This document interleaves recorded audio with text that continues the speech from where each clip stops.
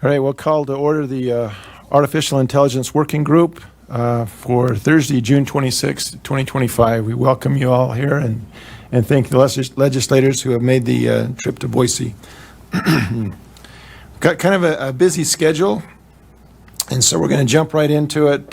First off, we have maybe my co-chair. Do you have anything to say before we jump into this? No, just welcome to everybody. Looking forward to the presentations that we are going to build off of from our last two meetings. And at the end, I may have some things to say. And I'm happy to do approved minutes. We don't have that on the agenda, but if we want to do that, yeah, I could do that right now. Okay. So, Mr. Chairman, I move that we approve the minutes from December 17th, 2024. Do I have a second? Second. Okay, I have a second. All those in favor of accepting the minutes as is, say aye. Aye. Aye. Any opposed? The ayes have it, and we'll accept the minutes as they are then. Thank you, Co-Chair. All right, our first up is Mr. Brian Smith, and tell you a little bit about Brian Smith. He is the Director of Nuclear Reactor Development. He comes from Idaho National Laboratory's Nuclear Reactor Development Director in January 2025. He leads the laboratory strategy for accelerating the deployment of advanced nuclear technologies to ensure the nation's energy security and promote space, defense, and critical infrastructure applications. He joined the INL after a 20-year career in government, in which he served in key positions in the executive and legislative branches, with experience in defense and commercial nuclear technology and policy. Mr. Smith is a retired commander in the U.S. Navy, with active and reserve assignments in the Naval Nuclear Propulsion Program, Navy Expeditionary Operations. He holds a BA from the University of Central Florida and a MS from George Washington University. And I believe Mr. Smith is coming to us from Germany. And so it is very late, and we appreciate you staying up so late to speak to us, Mr. Smith. If you would, again, introduce who you represent so everybody knows who you are, and the time is yours. Thank you.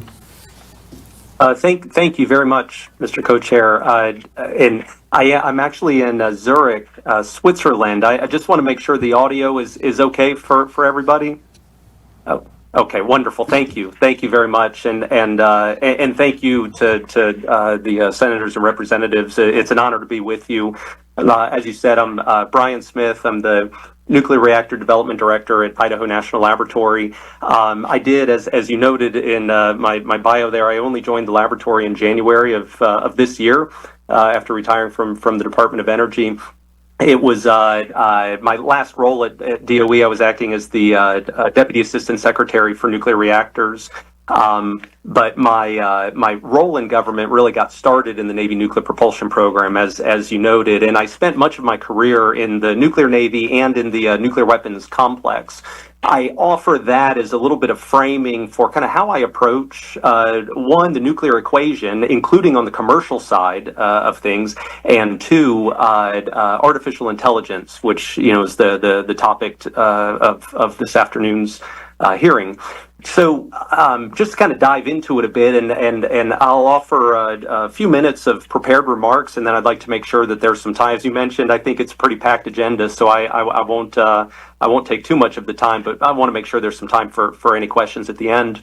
So at Idaho National Laboratory, when it comes to that AI and nuclear nexus, you might think of it in one of two ways. We sort of do. One is AI for nuclear, and the other is nuclear for AI. And I think you all might have heard from my colleague Chris Ritter on some of the AI for nuclear aspects of the discussion. Some fascinating things happening on how we can leverage artificial intelligence to do things better in the nuclear space, whatever it is, whether it's designing reactors, working through the regulatory process, construction, etc.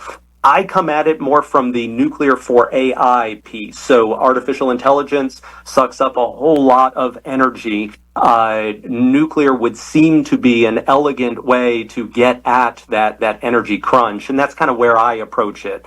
And given my Department of Energy background, maybe it's not surprising that that's where my head is. So this talk is going to delve into leveraging nuclear to power AI. Just to kind of set the stage, I think it's certainly not lost on you folks, but AI dominance is I view as a national security imperative, and I think I'm joined in that view. As you mentioned in my background with the Navy, that national security equation is always rumbling around in my head. And it certainly isn't lost on the warfighter today in the United States that artificial intelligence offers some really powerful tools to fight wars, frankly, and to otherwise weaken adversaries.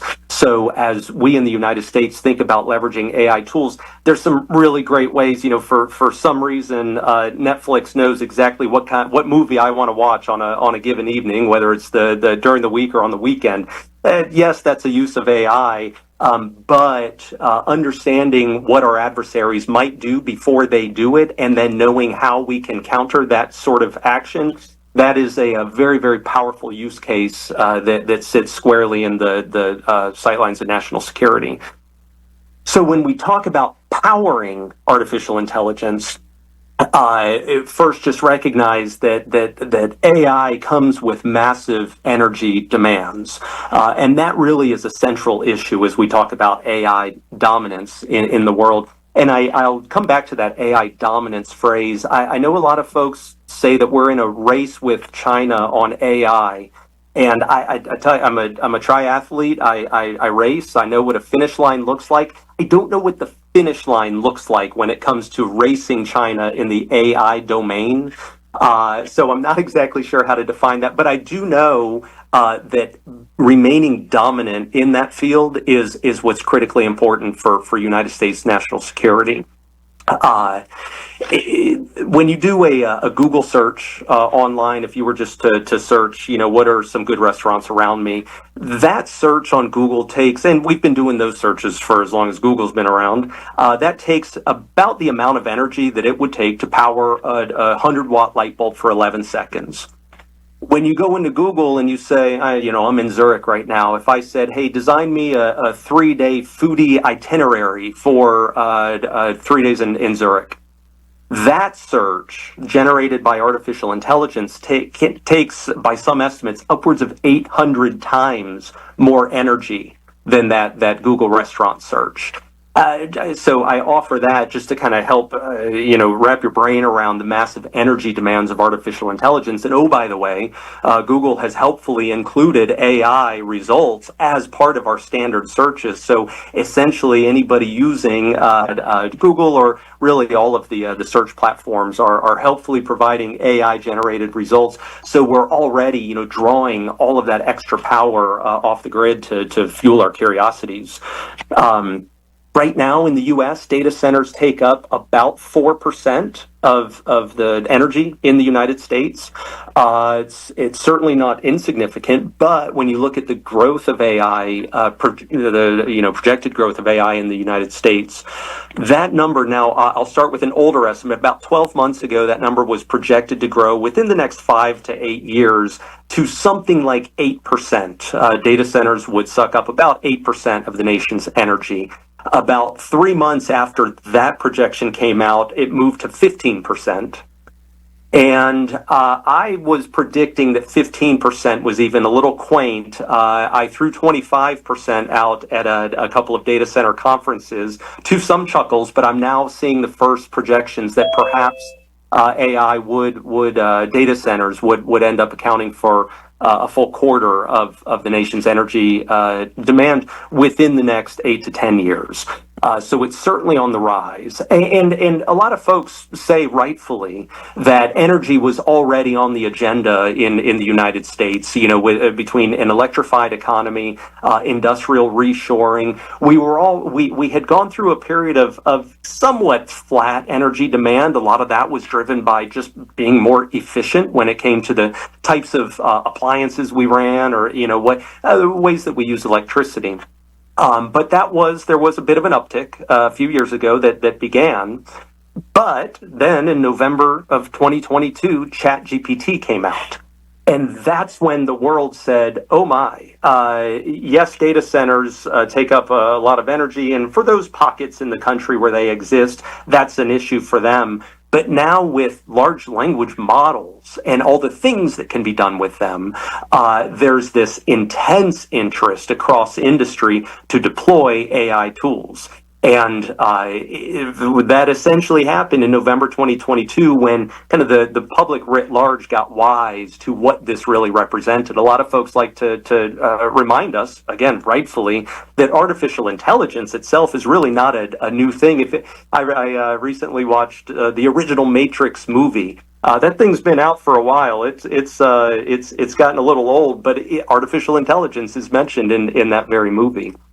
So, in terms of nuclear, the benefits of nuclear haven't changed. It is incredibly resilient.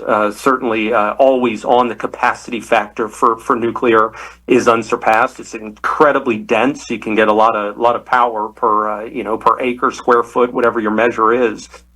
Those benefits of nuclear haven't changed, but one thing that has evolved, especially in the last several years, as more attention has been focused on advanced nuclear technologies, is the safety basis. There's these, new designs of reactors that come with inherent and passive safety features that make having a conversation with a community a little bit different because, mind you, when we talk about SMRs, the S part, small modular reactors, the smallness is intriguing to communities. But then when you talk about some of the advanced coolants and for example, reactors that operate at atmospheric pressure rather than in highly pressurized systems, or reactors that essentially can get so hot before they ever reach a meltdown temperature, the reactor, the fission reaction stops. It essentially shuts itself off. Reactors that don't need power to circulate the coolant because it operates on what we call natural circulation to cool the core. These types of passive and inherent safety features are part of this entire new wave of advanced reactors. And so while everything that I said about artificial intelligence and the substantial load growth in this country is very real, it happens to marry very well with where we are right now in the advanced reactor landscape. So among the data center developers out there, and I include what we call the hyperscalers, those are your companies like Google and Microsoft and Meta and AWS, they applaud moves to, for example, the completion of the Vogtle plants down in Georgia, putting an extra 2 gigawatts plus of energy onto the grid. They'll applaud those moves. But what's different with the data centers, and especially with those hyperscalers I mentioned, is these are off-takers with deep pockets that really are interested in bringing their own power to the equation.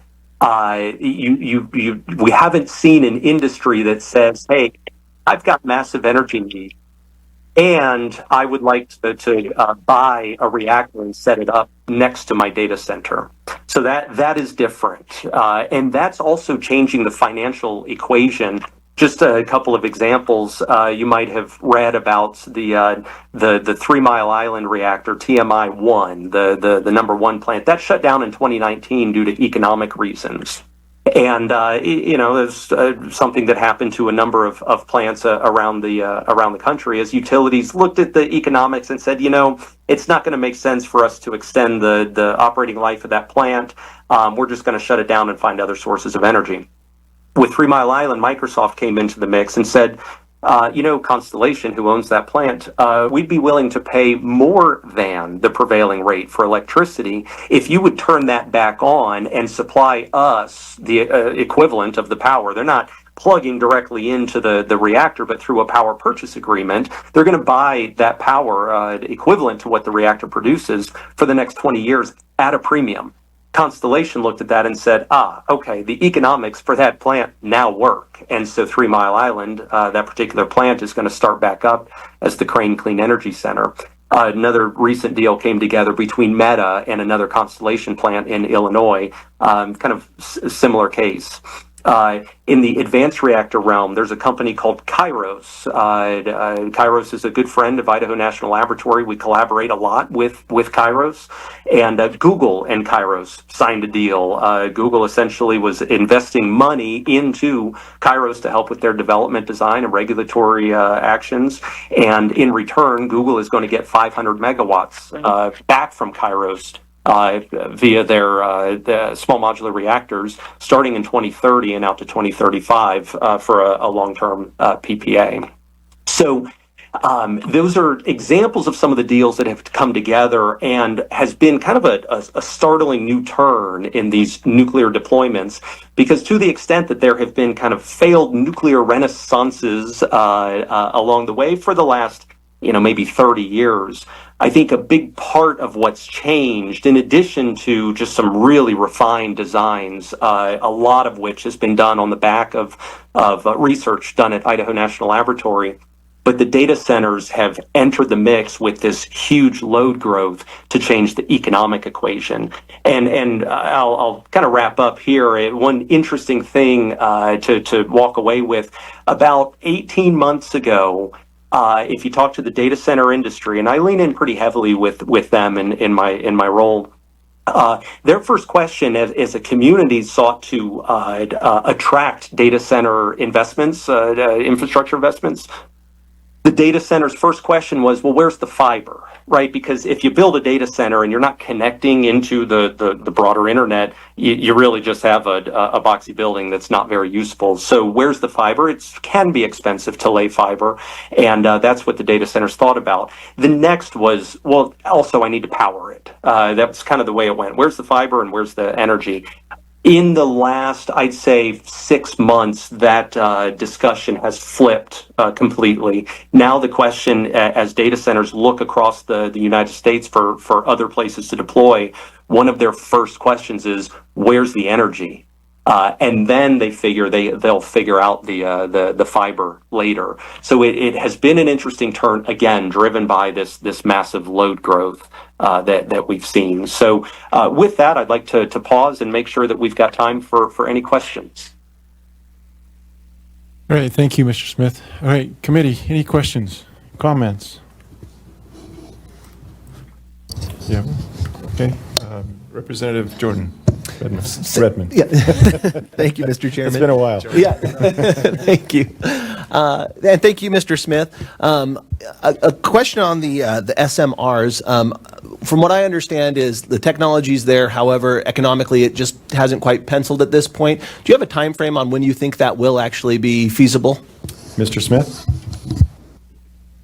Mr. Co-Chair, Representative, thank you for that question. It's a wonderful question that goes so well with a chart that I have that I can't display here, but it's a timeline essentially between now and 2030 that shows a number of different actions that we have going on at the Idaho National Laboratory, to include a couple of test beds that we're building out there, and that we'll have private vendors come in and turn on their experimental reactors for the first time. There are some other, I mentioned Kairos. Kairos is building their first reactor in eastern Tennessee. There's a number of other. Oklo is another company that's has plans to build their first reactor on the Idaho National Laboratory site.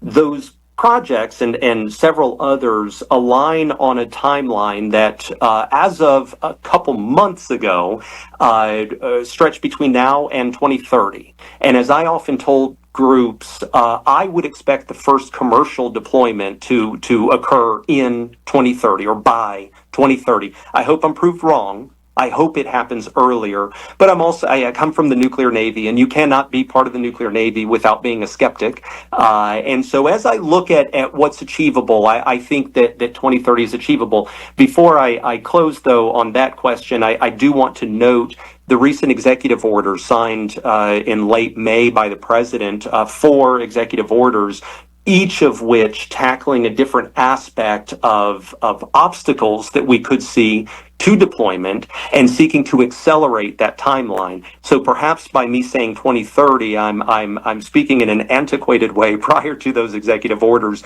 And in fact, in one of the executive orders, there's direction to the Department of Energy to turn on 3 new reactors by July 4th, 2026. Now, those wouldn't necessarily be for commercial purposes, but that certainly is an acceleration of the timeline that I described to you of all the various projects occurring between now and 2030. So perhaps the jury is out as the Department of Energy, in concert with the Department of Defense, which was also identified in the executive orders, to partner and potentially be a first mover in this space.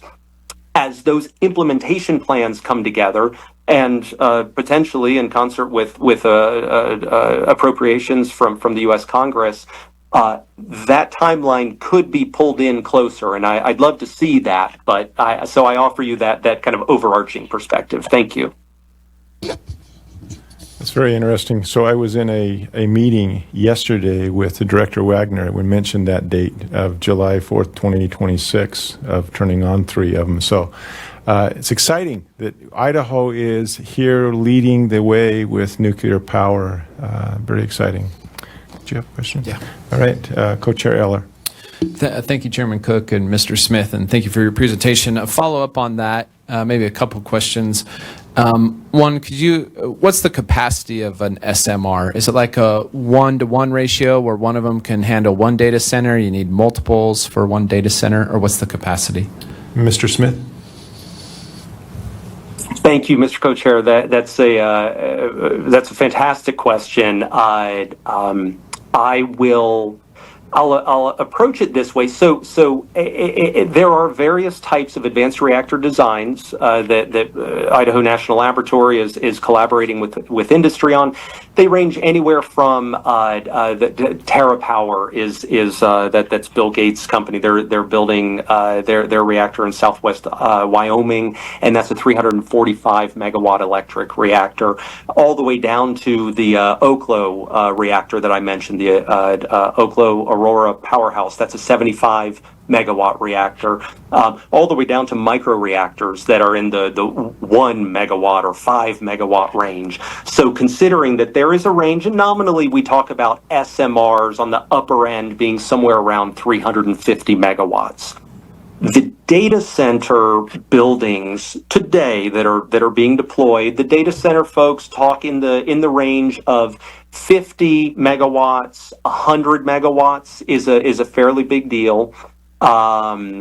They'll talk about campuses of multiple buildings that get up into the multiple hundreds of megawatts.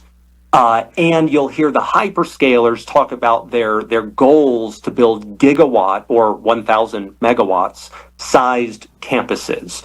As the data center industry hears the talk of the gigawatt-sized campuses, a lot of folks still chuckle. They think about what it would take to build such a massive facility or campus. So I offer that to you for some perspective on the way these data centers are built. But right now, it's fairly normal across the data center community to build buildings thinking of 48 megawatt data halls. So when you put it in that perspective, an SMR, a larger SMR, could power multiples of those types of buildings, one single SMR powering multiples of those buildings. The advanced reactors, bear in mind, SMRs are the deployment thinking is that you would string multiple SMRs together to achieve, say you string together 350 megawatt designs, you've achieved over a gigawatt of power through that phased deployment. So the modularity of the small modular reactors and allowing for various use cases depending on what the power needs are is another thing viewed very favorably by the data center industry. But did I kind of answer your question on the sizes of the data centers and how that marries with the reactors? Yeah, thank you, Chairman. Yes, that did. Thank you. And to continue a little bit on that, you've mentioned some communities where these reactors are going in or soon to go in. What's the public perception of those, independent of how they might feel about data centers? I guess drilling down to how they feel about like the nuclear reactors. Is there concern? Is there worry? Is there acceptance? What's sort of the public, the community's feeling towards those? Mr. Smith. Thank you, Mr. Co-Chair. That is also a great question. I chuckle a little bit because I so enjoy the community engagement aspect of this work that we do, and frankly, Idaho National Laboratory just hits it out of the ballpark. One particular program that comes to mind is the Gateway for Accelerated Innovation in Nuclear, or GAIN, G-A-I-N. And GAIN travels all over the country to talk to communities about those very issues. It's not lost on anybody that potentially siting a nuclear reactor in a community can be a touchy subject. There's a lot that the community wants to know, and frankly, a lot the community needs to know about what that means. And so we have nuclear experts that go out and have those conversations, and I'm fortunate to go have those conversations myself. And I have found, even over the last 10 years or so, it seems that the types of conversations are evolving. I was just talking to some folks here in Zurich about this evening. For a lot of communities, they have and frankly, the reputation of Idaho National Lab, I think, plays into this. They almost hit the I believe button on the safety basis. They say, okay, yeah, no, I get it. You've got a bunch of super smart people working on this stuff. I understand that it's safe, but when is it actually going to be able to deploy, right? They start talking about timelines. And I thought, well, okay, we can talk about what the obstacles are to the timeline. That doesn't mean that it's that way in every case. And so I'd say it's kind of a mixed bag depending on the community. Some communities are a bit more savvy on nuclear issues than others. But I would tell you what has been interesting to me is the way that the conversation around the safety case has evolved, especially in recent years. And just going back to some of my prepared remarks, the inherent and passive safety features that are kind of part of these advanced reactor designs, I think there's been so much talk of those. A lot of folks have already read about that in media or seen a television show about it or whatnot. They're almost coming to the table already knowing about nuclear energy in a lot of ways that frankly folks didn't used to know that much about. And so we're kind of starting from square two about deployment timelines rather than square one, and kind of how does a reactor work and what's the safety basis look like. One more. Okay, go ahead. Thank you, Mr. Chairman. Mr. Smith, I want to circle back to something earlier in the presentation. You talked about national security and AI with national security. You don't have to reveal any classified secrets, but when you talk about the uses, I'm really interested in the applications of AI in national security. I'm thinking like sci-fi war games kind of things, right? Like what sort of real world applications do you see going on there in terms of national security and fighting wars? Mr. Smith. Mr. Co-Chair, thank you, and I appreciate that question again because it leans into my heartstrings when it comes to this nation's defense. The easiest and probably the most that's written about those applications, and therefore it's kind of the easiest to talk about in an open setting, is the way that autonomous vehicles, both in the air, on land, and undersea, can operate. When we can get them operating smartly, both in terms of say the block of water that they occupy, or the part of airspace that they occupy, but then move into the targeting, being able to differentiate between friendly and enemy targets.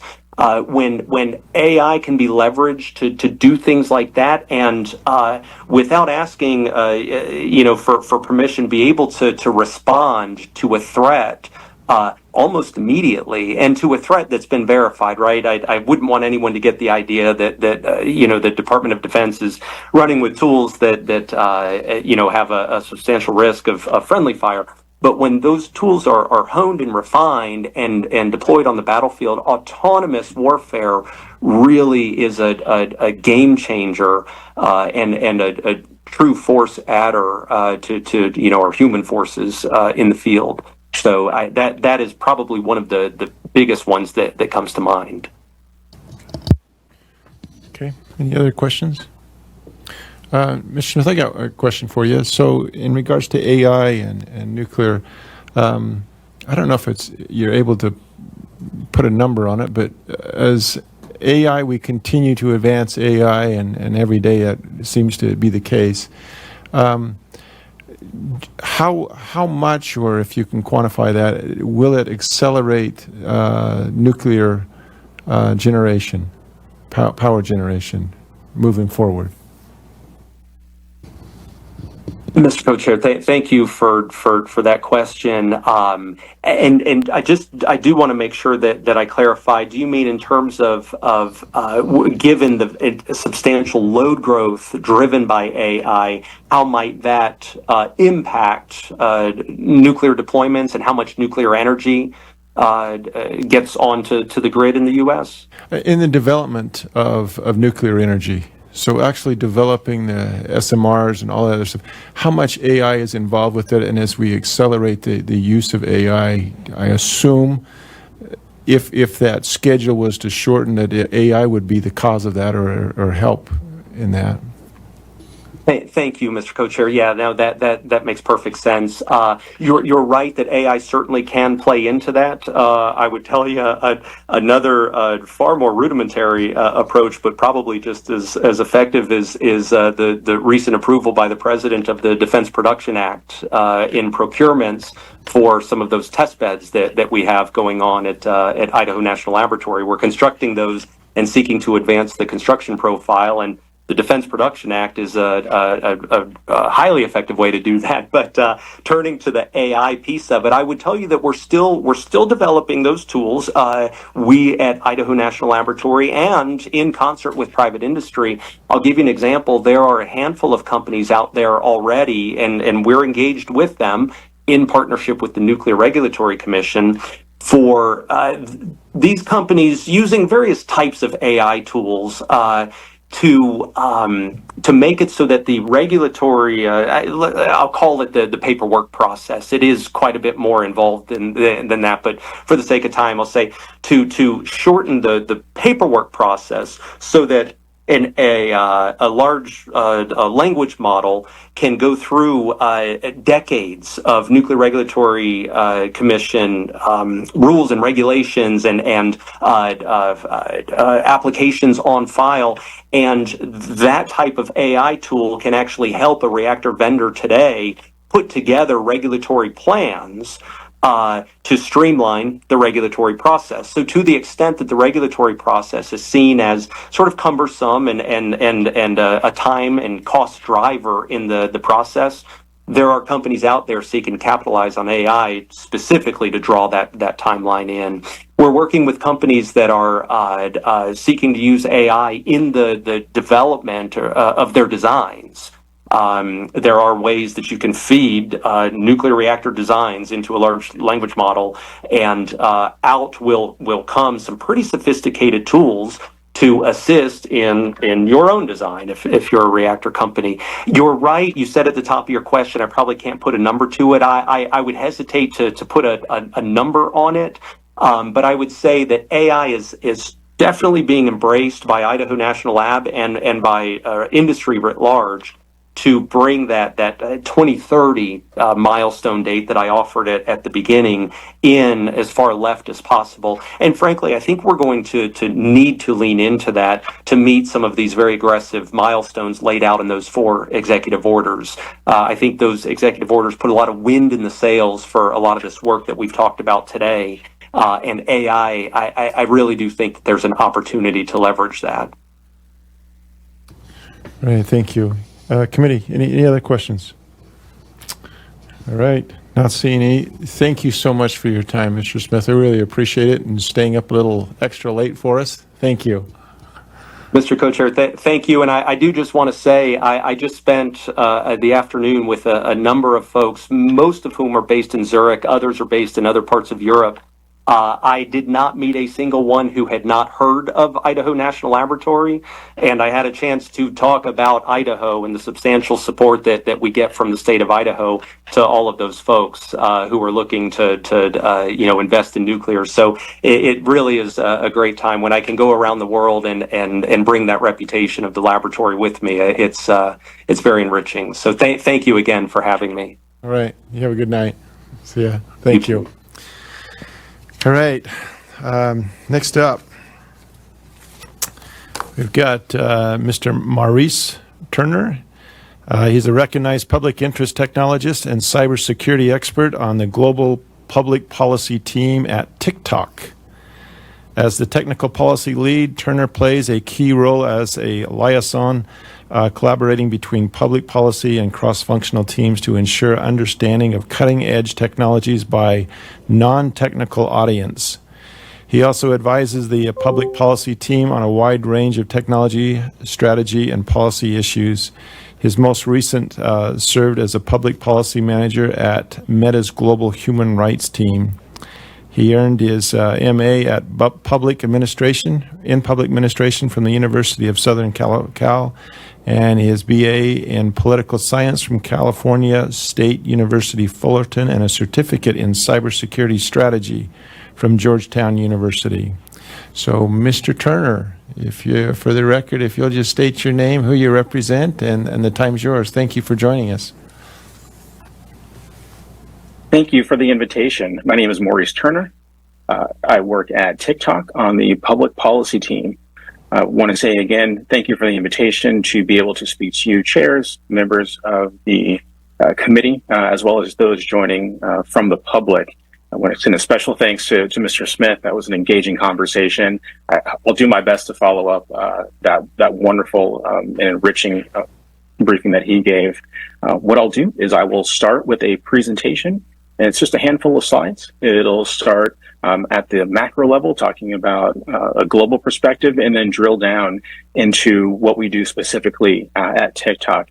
And from there, we will be able to go into a question and answer period. That's okay. That'd be great. Thank you. All right, I'll start sharing my screen.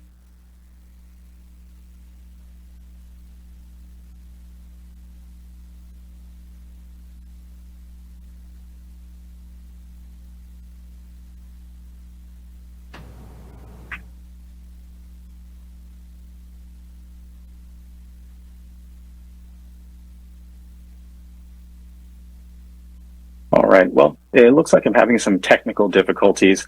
Again, my apologies. I'm like Mr. Smith, not able to attend in person. That was my preference, but I'm in Norway actually attending an international technology conference. So I'll just speak from the slides. I'm here to give an AI policy update from my perspective. I'd like to go ahead and start off with providing a global context for AI regulation. Many around the globe consider artificial intelligence to be the next critical infrastructure. In the European Union, they're taking a comprehensive approach, starting with the most potentially dangerous use cases and cascading down based on the level of risk to make sure that they're addressing the most risky uses of AI to reduce the largest or potentially most catastrophic harms. In the US, we're taking a more pro-innovation approach. And this approach is driven by winning a global AI race against China Mr. Turner? in support of a national security interest. Mr. So it's quite different. If I Yes. can interrupt you for just a second, I think we have your slides, and so I think we can load them up here and share it. Just if you'll give us just 1 second, let's see if we can. We'll see how good we are at AI, if we can use AI to display the slides. Sure thing.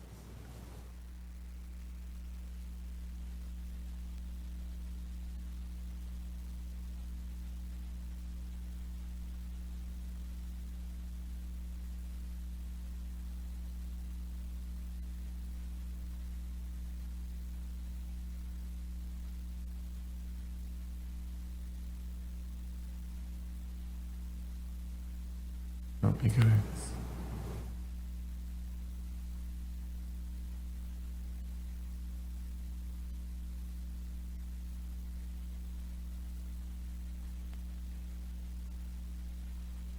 Let me try one more time. There we go. Can you see my screen? Is that your screen or our screen? We see something. Yes. All right, we'll go with that. So as I said, number 2, the United States. It's an innovation at all costs to win a global AI race in support of a national security against China. Very different from the European Union approach. The third perspective I'd offer is China. This is actually a relatively mature regulatory regime that no one wants to talk about. And part of that is because it actually has some elements that are quite good and are actually found in other countries or other organizations' frameworks as one of the ways that we can actually institute a regulatory regime that takes into account things like a registry and having government oversight. And then lastly, there's the rest of the world. There are countries all across the world who are simply trying to negotiate with the larger countries like the US, like China, for access to not only hardware, but also the capital investment to build out things like data centers and the energy infrastructure needed to run those data centers in order to achieve some level of not only economic sovereignty, but technical sovereignty. Those countries are learning that this is their chance to bring some of that technology home and to develop it in a way that meets their needs as well. So we have some pretty distinct perspectives, but everyone agrees around the globe that they need to do something about AI and regulation. Now, what's the priority for the states? The state priorities seem to be tackling deepfakes, elections, and consumer protections. This map that I'm showing you gives you an idea of just how many states have implemented some sort of regulation around the use of AI, either in elections or sexual deepfakes, or even both. There aren't many states that are left that haven't enacted one of those or even a combination of 2 of those. Now, this might seem a bit unusual, but there is a provision that's going through Congress right now that would actually place a moratorium on all statewide AI laws. And that's something that has caused quite a bit of concern at the state level. More than 47 members from more than 47 state houses, including those in Idaho, have actually raised that concern that they disagree with this moratorium or this pause for a decade on states being able to implement their own AI legislation, and thus leaving room for the federal government to step in and create a more cohesive approach. Now, I don't know if that approach is going to be something that would be implemented sooner rather than later, but 10 years is quite a long time when you're thinking about just how quickly this technology AI is being developed, as well as deployed and having impacts across all sectors and impacting nearly everyone's life.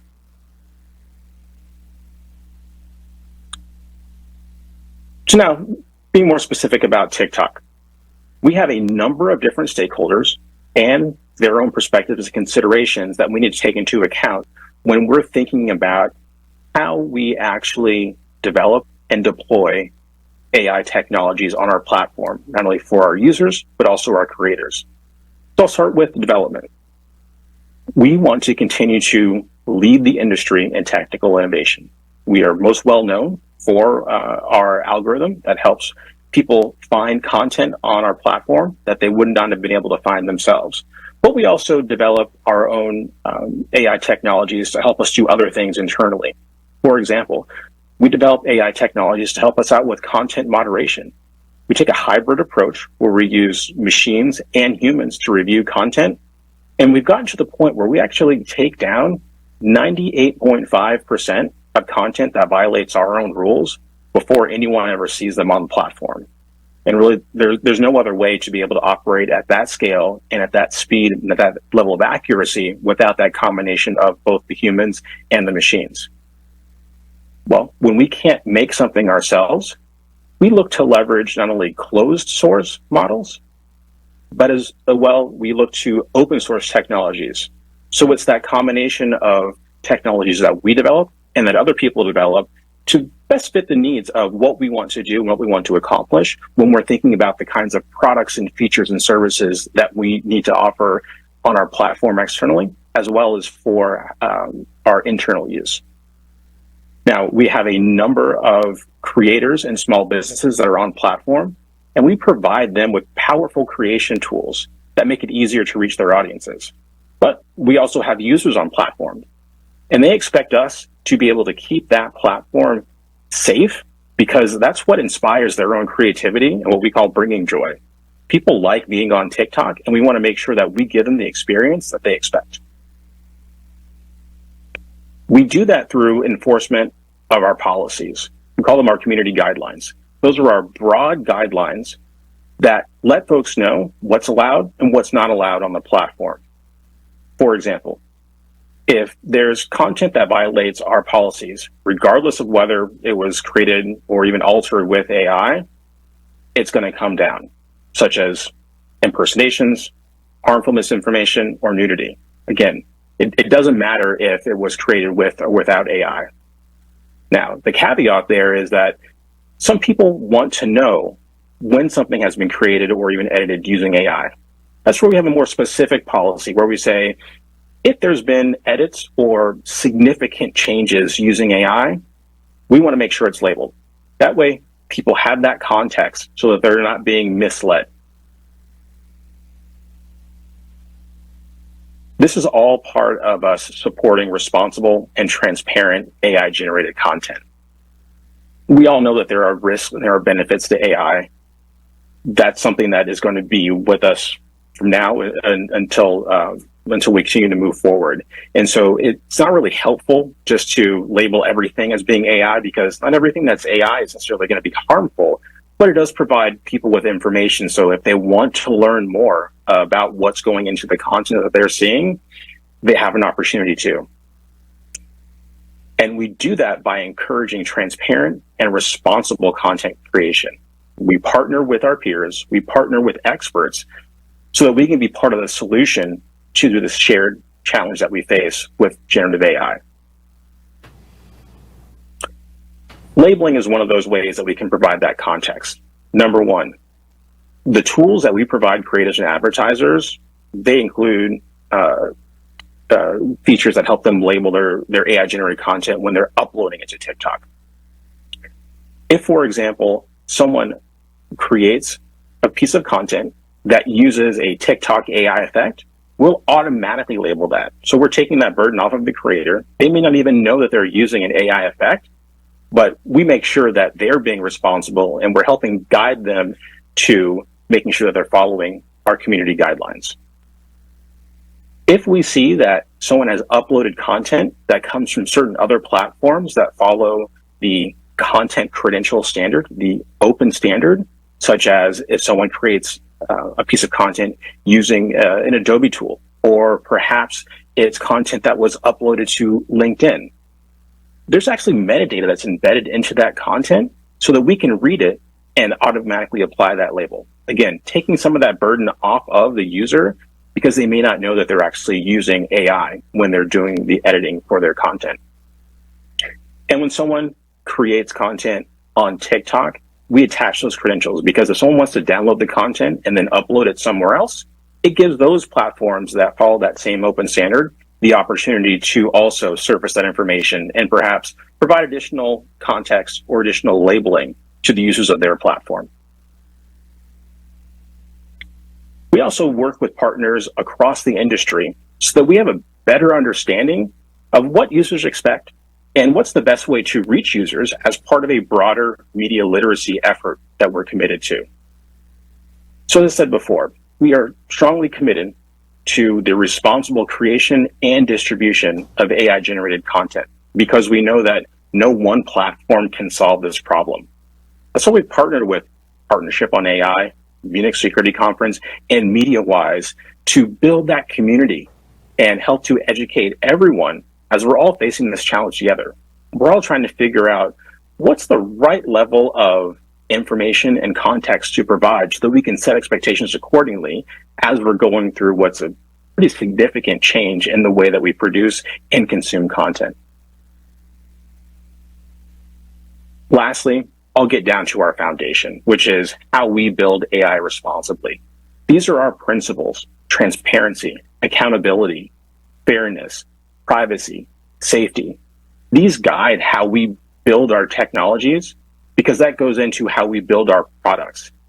Sometimes our technologies are right out in front. Other times they're hidden below the surface. But ultimately, we want to be able to stand behind the products that we build and that we put out to our customers, no matter who they are, whether they're users who are on our platform consuming the content, or it's those creators or small businesses that are using that platform to reach their own audiences. So with that, I'll go ahead and stop sharing, and we can move on to questions. All right. Thank you. Committee, any questions? Representative Redmond. Thank you, Mr. Chairman. And thank you, Mr. Turner, for being here. This question is actually probably more along the lines of TikTok itself. I was wondering if you could give an update on, obviously the president has extended a shutdown of TikTok a few times, and what kind of negotiations are going on there, and just explain a little bit more on that issue. Mr. Turner. Certainly. I don't think there's much more that I can add to it because that's not something that I'm directly involved with. I think that all the information that I know is what's been reported publicly, in that there was an additional extension signed by executive order on delaying enforcement of the law. All right. Good. Okay. Co-Chair Ehlers. Yeah, thank you, Chairman Cook and Mr. Turner. In your presentation in the slides, you're talking about labeling, and I'm trying to get a handle on where you draw the line of what needs to be labeled. You used the word significant verbally, and your presentation used the word realistic.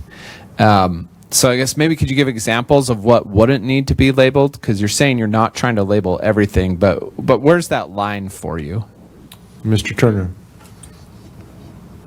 Certainly, and I appreciate you making sure that I'm being precise with my language.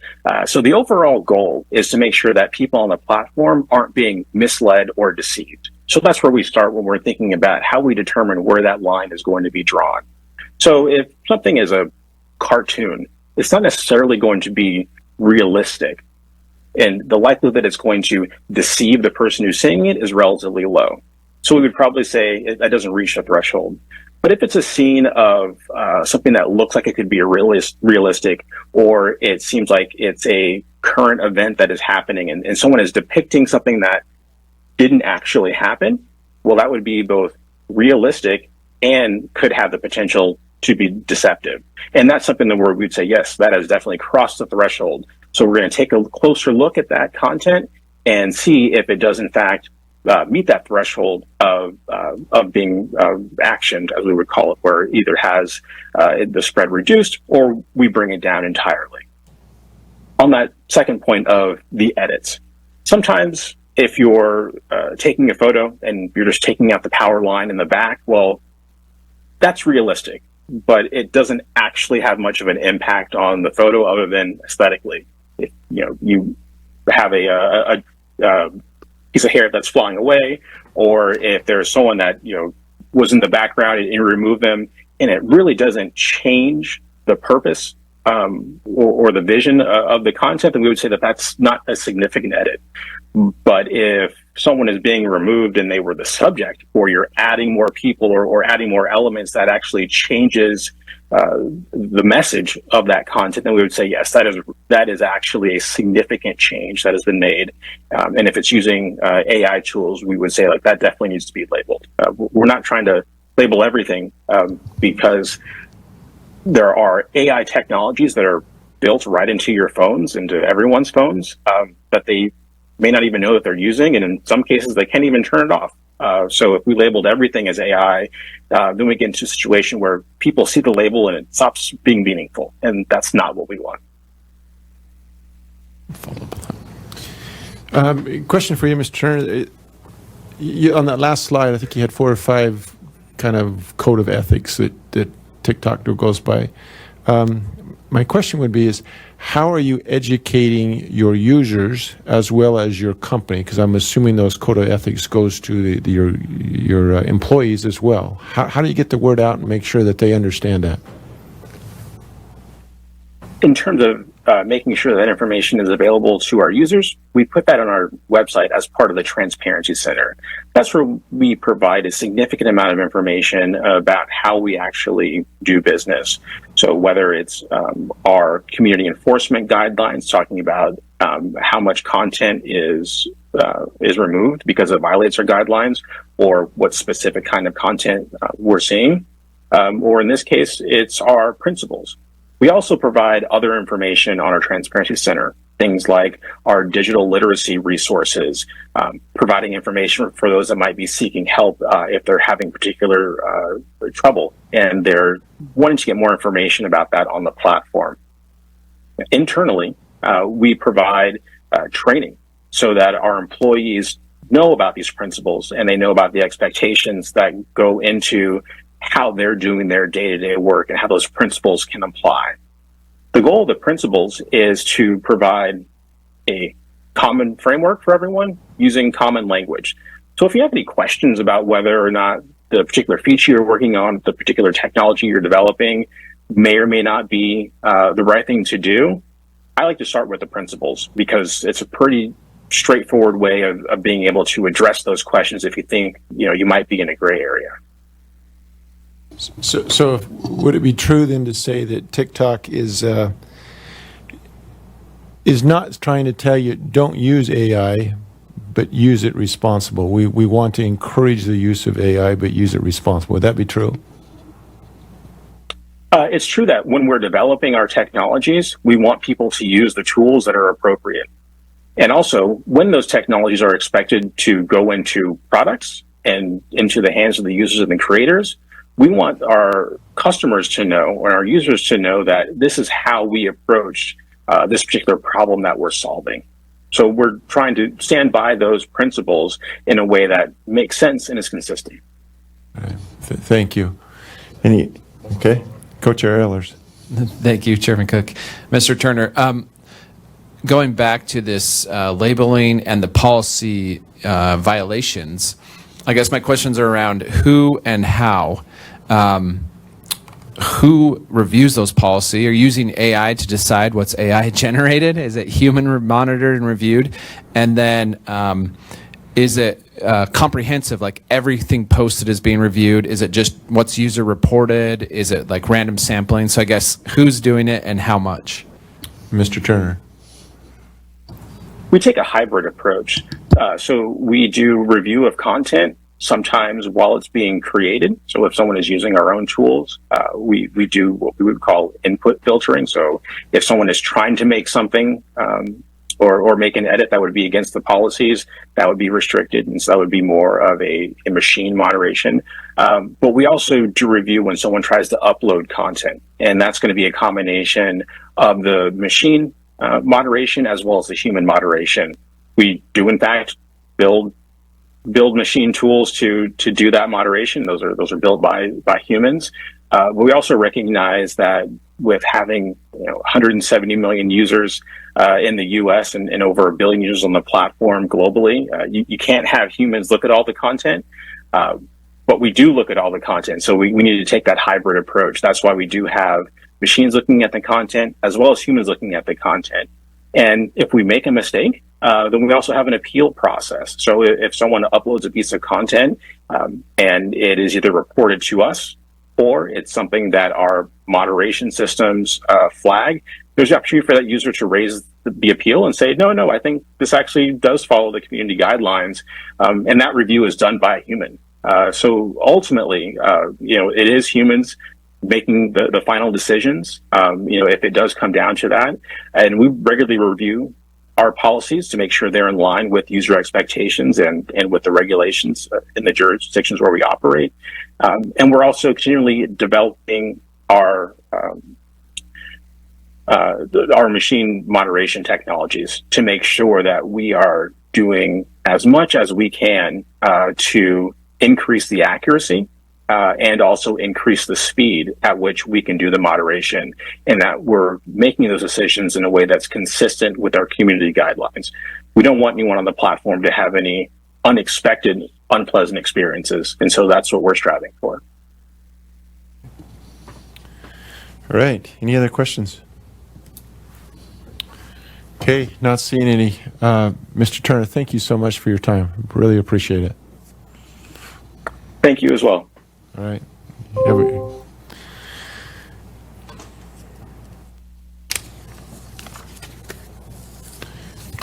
All right, next up we have Dr. Tim Anderson. He's the Associate Dean of Academic Affairs and Professor, College of Engineering at Boise State University.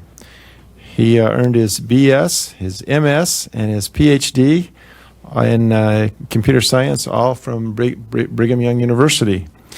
He is joined Boise State's Department of Computer Science in fall of 2001, became interim associate dean, and in April 2025 was officially named as the associate dean for academic affairs in the College of Engineering.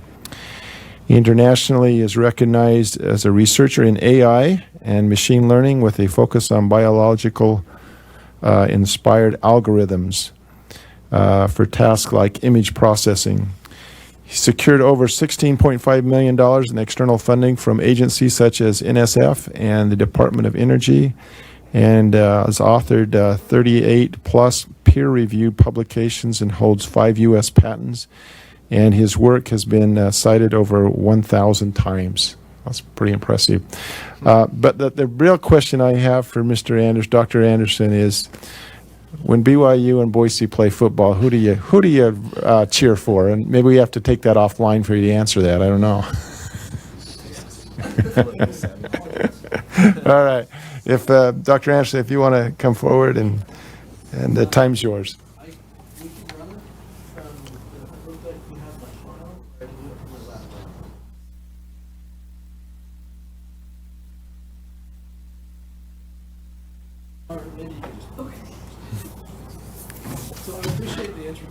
You want to turn your mic on right there at the base. Is there a slider? There we go. There you go. So I appreciate the introduction. A lot of those numbers are actually wrong. I've got a lot more peer-reviewed. I don't know where Boise State got those from. I've got a lot more peer-reviewed publications and citations and stuff. But and also the 16 million is just in the last 5 years. I've been at Boise State since 2001. I am actually not sure how much external funding I've gotten total, but it's probably 25 or 30 million. Externally funded, and they're all AI-related projects. The research that I do is in the field of AI.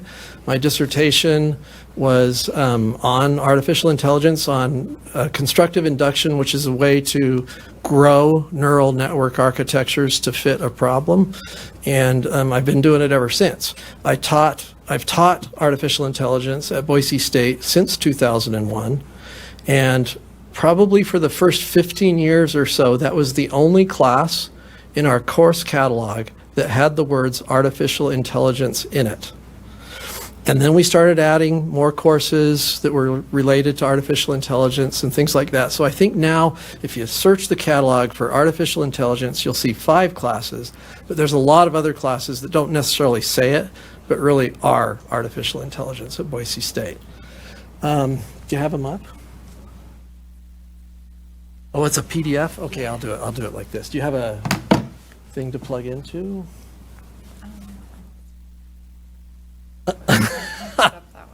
Okay, who do I email it to? I mean, you could show it as a PDF, right? Oh, it's a PDF.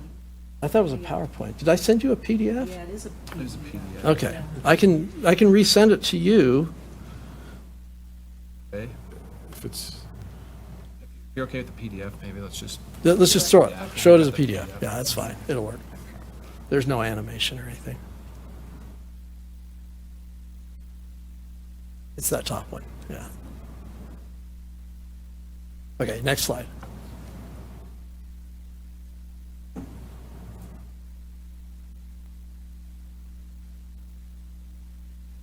Down arrow, maybe. There you go. Okay, so here's what I'm going to do in this talk. I talked with Representative Ellers beforehand and asked him, what do you guys want to see? And so this is all his fault. But I'm going to talk a little bit about artificial intelligence and what it is, just shortly. I'll talk about why we need to worry about stuff. And then I'll end with some of the stuff that Boise State is doing around artificial intelligence. So here's some definitions. Intelligence, when you try to define it, nobody agrees what that is, but they do agree that humans exhibit intelligence, at least sometimes. Artificial intelligence is a field in computer science. It originated in computer science. There's a lot of people outside of computer science that now do research in it. But it originated in computer science, and it studies how to make computers perform as well or better than humans at cognitive tasks. Learning is basically improving performance through experience. So an example would be, I'm an AI researcher, so I'm going to take something that I'm creating, a system or an agent, or if you're trying to train somebody, you take a person, and you have a task that you want them to perform, and you measure their level of performance on that task. You have a way to measure that performance, and you measure it, and you get a measurement for that. Then you give them an experience. You talk to them, you train them, they practice shooting a basketball or whatever, and then you measure their performance after that experience, and it gets better. That's learning. Machine learning is a subfield of artificial intelligence that seeks to achieve AI by enabling computers to learn from examples, data, or experience. Generative AI is a type of AI, and this is where I think most of the hype has been recently, is around this generative AI, like large language models like ChatGPT. Those are generative AI, because you'll input a prompt, you'll say something to it, and it will generate a bunch of text and spit it out at you. The stuff like the images that are coming out of this generative AI, like pictures and movies and stuff like that, that's all generative AI. And so there's generative AI that generates text, images, audio, video, or basically whatever. It creates new stuff. That could include algorithms, strategies, and things like that. We use a prompt where we say, this is what we want, but you don't have to. You can just ask it to generate whatever, and it could randomly start producing stuff. And it responds to that prompt. So for example, you might say to an image generator, I'd like to see an image of Voldemort and Harry Potter celebrating Christmas together. Have any of you seen that? People have done that. It's really funny. And they just are having a raucous time opening presents and eating dinner and stuff like that. But it's all fake. It looks really real, though. Large language models are a type of generative AI, as I said, that processes and produces text. You can use them for a lot of stuff. The basic technology allows you to process text and make predictions or understand what the text is saying. And it also allows you to generate responses that you've all used it. It's incredibly amazing how well those responses look. Then there's artificial general intelligence, which is a type of intelligence that we would say just across the board performs at or above the level of a human on all tasks. And this is the thing that people are all fearful about, that once you get that, it's better than humans at everything. And in fact, you can ask it, well, now that you're better than me at making you smarter, make yourself smarter. And you can get into that really, that's what they call the singularity, where it just gets more and more intelligence, theoretically, really, really fast. And it just continues to accelerate that progress. Next slide. So I want to zero in on ChatGPT and LLMs because this is the thing that created all the hype. They are, without question, revolutionary. They are groundbreaking technology. They have already impacted jobs, both in terms of destroying jobs and creating jobs and making people that are doing jobs more productive. This all kind of, what ChatGPT is just a chatbot. And Alan Turing was the first one that started asking this back in the 1950s. Lost my slide. I'll go to my slide so I don't lose my train of thought. But anyways, so Alan Turing came up with the Turing test. You probably all heard about this. There was a movie that was done about it. But it's basically, can I have a meaningful conversation with a machine that I don't think it's totally stupid, right? And until probably 2020, 2019, 2018 or something, the chatbots that were out there were just awful. And in 2014, I remember there was this big news article that came out. I remember when it came out, and it was about this chatbot called Eugene Guzman, and everybody was saying it passed the Turing test.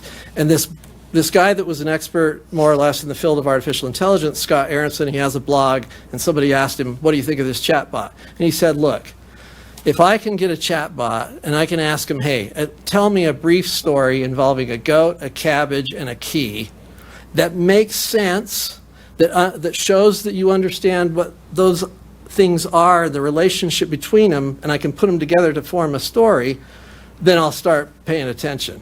And of course, if you asked Eugene Guzman to tell you that kind of a story, it just completely fell apart. But you can ask ChatGPT to tell you a story about a goat, cabbage, and a key, and I've done it. And it produces a pretty good story. It's kind of ridiculous in some areas, and I even said to it, well, that's kind of ridiculous. There's all these things that are like by chance happening. It doesn't make any sense. And it said back to me, well, yeah, but this is a fable kind of story, and in fables, these things happen that are coincidences that might not really happen in real life. So that's the way I was telling it. So let me modify the story, and here's the new story. And I'm like, geez, that's pretty good. Anyways, so they're pretty useful. They can give you lots of good information. But while they seem smart, they are still, in a lot of ways, not. Next slide. So, is that the next one? Yeah, okay. So here's what AI can currently do. And in at least some cases, on all of these types of things, it can actually outperform humans. Limited cases. It can make decisions that are very intelligent and maybe better than a decision that a human would make in certain domains. For example, playing checkers, chess, the game of Go, it beats humans. It makes better decisions about moves. And this can extend to real world scenarios about like making a decision on how to put maybe material together to make a material or an overall material that has a certain property like strength or tensile strength or whatever. It can learn. And it can learn faster and better than humans at certain tasks. It can optimize on certain problems. It can find optimal settings for those problems or whatever machine or whatever you're trying to optimize better than a human. It can create new content. That includes algorithms that humans haven't thought of, strategies that humans haven't ever thought of, and all kinds of things. Art. The strategies, like for example with the game of Go, when they finally developed an AI agent that beat the world's grandmaster, the best player in Go, which a lot of people didn't think was possible. South Korea went nuts and thought their whole nation was going to disintegrate. But when it did that, they started to study what it was doing, and the human players learned new strategies that actually made them better players too. It can recognize faces, patterns, it can solve problems, and it can adapt. And it can do all of those things in certain cases better than humans. Can it come up with useful things that humans have never thought of? I've already said yes, it can do that. Is AI better than humans at stuff? Yes. So how close are we to artificial general intelligence? Next slide. So AI excels at certain types of reasoning, especially knowledge-based agents, which you usually encode their knowledge in some formal logic language. They're really good at that kind of logical inference. But the problem is it's really hard to encode real-world knowledge sometimes in that kind of situation. So they excel at certain types of reasoning and certain types of domains, but they struggle with complex, nuanced reasoning tasks that humans and even little kids can perform easily. They also don't really understand objects and things and concepts like we do, like a head of lettuce. If you ask ChatGPT about a head of lettuce, it can tell you a lot of stuff about lettuce, and maybe even stuff you don't know, but it still doesn't have the deep, really nuanced understanding of what lettuce really is and what you can do with it and how you can wash it and things like that, what it tastes like, what it smells like, what it feels like, the weight of it, the way you peel out the leaves, and all of those experiences that you've had through your senses. It doesn't understand anything like that. And so you can imagine, if I'm not understanding real world stuff like that, how can I really reason about it correctly in a lot of cases? Next. Okay, so that's my end of like what AI is and what it can do and where its limitations are. Now I'm going to talk about, and this was already shown to you by Mr. Turner. There's some kind of ethical guidelines or frameworks that you can use when you consider, like, what do we need to do as a legislative body? What do we need to think about? There's some things that a lot of companies are using and you can use in terms of, like, here's some things that we ought to consider. And he's already listed some of these, but there's some stuff in this list that was not, some stuff in my list that was not on his list. And that includes sustainability, which is not just environmental. And I'm glad that Brian from INL talked about the amount of power usage that AI systems use, and you can ask yourself, if we go this way, where we've got gigawatt needs for a data center, is that really a sustainable thing? But there's other issues in sustainability which I'll get to. And one of the things I don't think he said was human oversight and control. Did he have that in his list? Yeah, this is important, so we'll get to that too in more detail. But I want to give you that list initially, and then I want to go through some of the things that you can worry about, maybe, and then we'll revisit this list at the end before we talk about what Boise State's doing. Next slide. How much time do I got? Ooh, I'm almost out of time. Got 4 minutes, right? You have till like 3:30. Yeah, but leave us some time For questions? Okay, so we'll hurry really quick. So here's one of the things that you should worry about. The more people lean on large language models for like handling their writing and reasoning tasks, kind of they get less skilled in those tasks. And that makes sense, because if I offloaded to a robot, going to the gym and lifting weights for me and stuff like that, I'm physically not going to be as fit. Next slide. And that's something that we worry about at Boise State, because we worry that our students are leaning too heavily on that, especially in the beginning courses. We're trying to deal with it, like, what do we do? How do we teach them to use it? Because it is a powerful tool, but not completely lean on it. And how do we leverage it so humans don't become dumber, but they become smarter? It can be misused. These have already been talked about. There's deep fakes. There's AI-based cyber attacks that are really powerful and scary. There's privacy and surveillance issues, because AI can be used to survey you in ways that weren't possible before. And of course, there's social media manipulation and things like that. There's information manipulation that you can do with AI and automate it that makes it really difficult to stop. Next. Also, lawyers are telling you got to worry about it. So the American Bar Association passed this resolution in 2023, and it says, so let me read it here, I don't have it in front of me. It says, the ABA urges Congress, federal executive agencies, and state legislatures and regulators to follow these 3 guidelines. And I sent that to Representative Ellers, so you'll have access to it if you don't have access to this already. But it's these 3 guidelines in legislation and standards pertaining to AI. And one of these things it talks about, or a couple of them, is responsibility and accountability. Like, there needs to be a clear accountability chain for people that either make AI or use AI products and services, that if they cause harms, there should be some kind of accountability around that. Next slide. The other thing that you got to worry about is jobs. And this map shows you the top jobs in every state. The largest color that you see up there is truck driver. So the top job, the job category that has more people in it than any other job, is truck driver, and that's including Idaho. Idaho, that's their top job category, so your constituency. And people are going gangbusters to develop self-driving technology.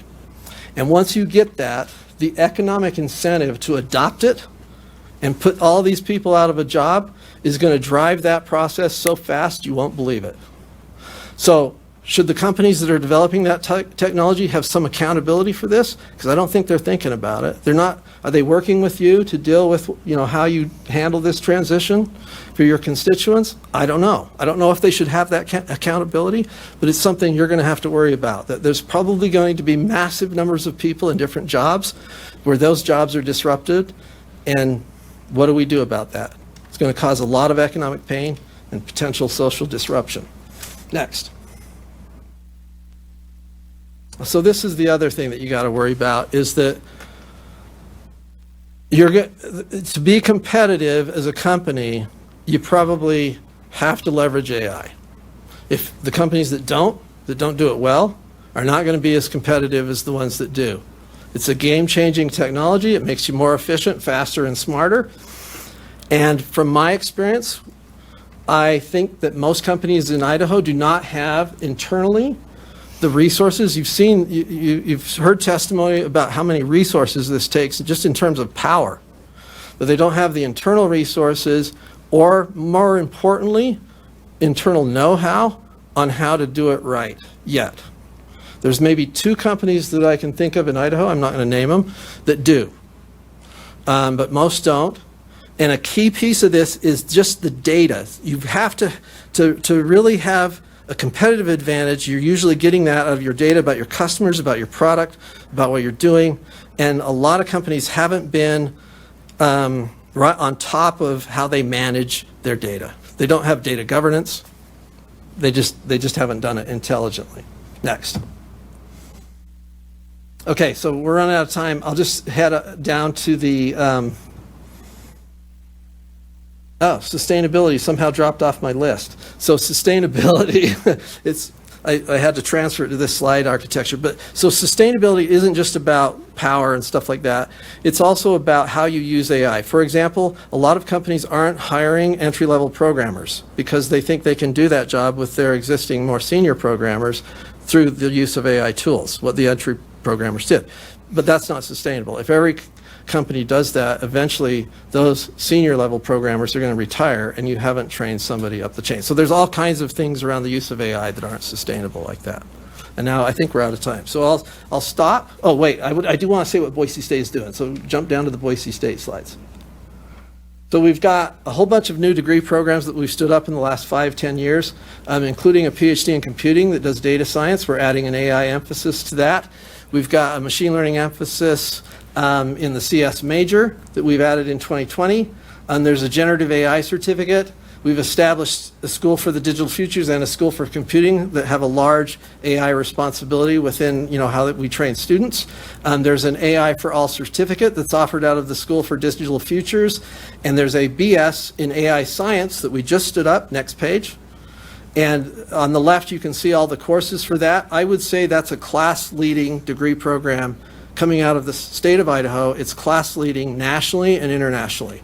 That list of courses is fantastic for AI, and it's at the bachelor's level. And that's new this fall semester. Now I'm done. Questions? Thank you. That was great. All right. Any questions? Okay. Co-Chair Ellers? Yes, thank you, Chairman Cook and Dr. Anderson. Drilling down a little bit more on what Boise State is doing, what do you anticipate, sort of give us a size of scope? Like how many students will probably go through this program or are kind of going through your programs? And then compare that to the need you see in industry, even in Idaho or maybe just in Treasure Valley, maybe that you're more familiar with. Dr. Anderson. Yeah, thank you for the question. And again, the views that I'm going to express here are my own and not necessarily Boise State's official position. So the AI degree, we did do market research on that. It has so our current CS degree has about 700 to 800 students in it, depending on when you count them and which year, last few years. And that's a pretty big program. I think the AI degree has the potential to get close to that. So you might have as many as 500, 600, 700 students. Some of that will cannibalize the CS degree program, but it is relatively unique, and I think it's going to attract people nationally, more so than our CS program does. And we do have a lot of national students in our CS program. What was the next part of your question? Sorry. Yeah, Mr. Chair. Then how is that output filling the needs Oh, of the needs industry? of the What's sort of the industry. scope there that you So, see? I mean, that's something that we also looked at. Obviously, because of how AI technology is growing so rapidly, it's hard to predict how those needs are going to grow because it's unpredictable how AI is going to grow. But the expectation is that it's going to be an almost exponential growth. So I would imagine that in terms of the state of Idaho needs, if we can get up to 500 or 600 students and graduate 80 to 100 students per year, we would be fulfilling most of the needs of the current needs of the state of Idaho for people with AI experience or perspective. Now, in computer science, we graduate about 140 students a year, and almost all of those stay in Idaho from our program. So it's around 80 or 90%. I'm not sure if Jerry is the current CS chair, and he'd know that. It's 80 or 90% of students that graduate from the CS program stay in Idaho. So a large percentage of those students that graduated out of the AI program, if the jobs are here, will stay here. That's cool. Go ahead. Follow up. Thank you. Follow up there. So this is talking about like full-time sort of traditional students. You showed the truck driver slide. What is the university doing or thinking about doing in terms of retraining a workforce? Is there applicable, maybe not a full bachelor's degree, but a certificate or something where our companies could send, an employee to get them the know-how that you talked about? What's going on there? There are definitely, it depends on what the truck driver wants to do, and I don't think everybody's going to want to jump into AI necessarily, but we certainly have certificates in AI, both at the undergraduate and graduate level. You're probably talking with a truck driver, if they haven't had a college education, then you got to come in and do something that's an undergraduate set of courses. But if they have a degree, then they can come in and easily do a graduate level certificate, and we have those in machine learning, artificial intelligence, and data science. And the other thing I think that's maybe probably even could have even more of an impact is, at least in the College of Engineering, we're really looking at what we can do to expand our online programs so that they're easier to attend from people that are rurally located in Idaho. And one of those would be an AI bachelor's level program. And I think you'd probably throw in a few certificates. Then once you have a AI program developed that's a full bachelor's degree, you can split up some of those courses into certificates too. So I want to do that. I personally want to do that. I need to talk with the computer science department. This is something that we have discussed and talk with the School of Computing, Ira Burton, who's the head of the school. I think this is a direction that we want to go. And it would be a little bit less technical than a kind of a CS-focused AI program. And it would be really approachable, I think, for people that we're trying to retrain. Representative Redmond. Thank you, Mr. Chairman. And thank you, Mr. Anderson. Fascinating presentation. I don't know if 30 minutes was quite enough to get through it all, but I appreciate it. So you mentioned a little bit about industry, using AI. What industries have you seen utilize AI the best, and then where do you see like emerging use of AI? Well, so the Dr. natural Anderson. industry. Yes, thank you. I'm getting ahead of you. I That's okay. apologize. I haven't been to too many of these. The natural industry where they get used is like in obviously tech industry. So you see a lot of usage. I know that Micron has a large focus on like how we can leverage AI to get better at producing a higher volume of chips, a bigger yield. And they'll analyze wafers, and they have both different types of ways to analyze those wafers and test them and try to predict what went wrong with that. And then once you have what's wrong with it, they try to follow the data chain. They're really good at collecting data across the entire production run, and they follow that data chain back to try to identify areas in their process that they can improve that will increase the yield at the back end, and they're using AI for that. So those types of industries, software industries, obviously natural place where you see that being used.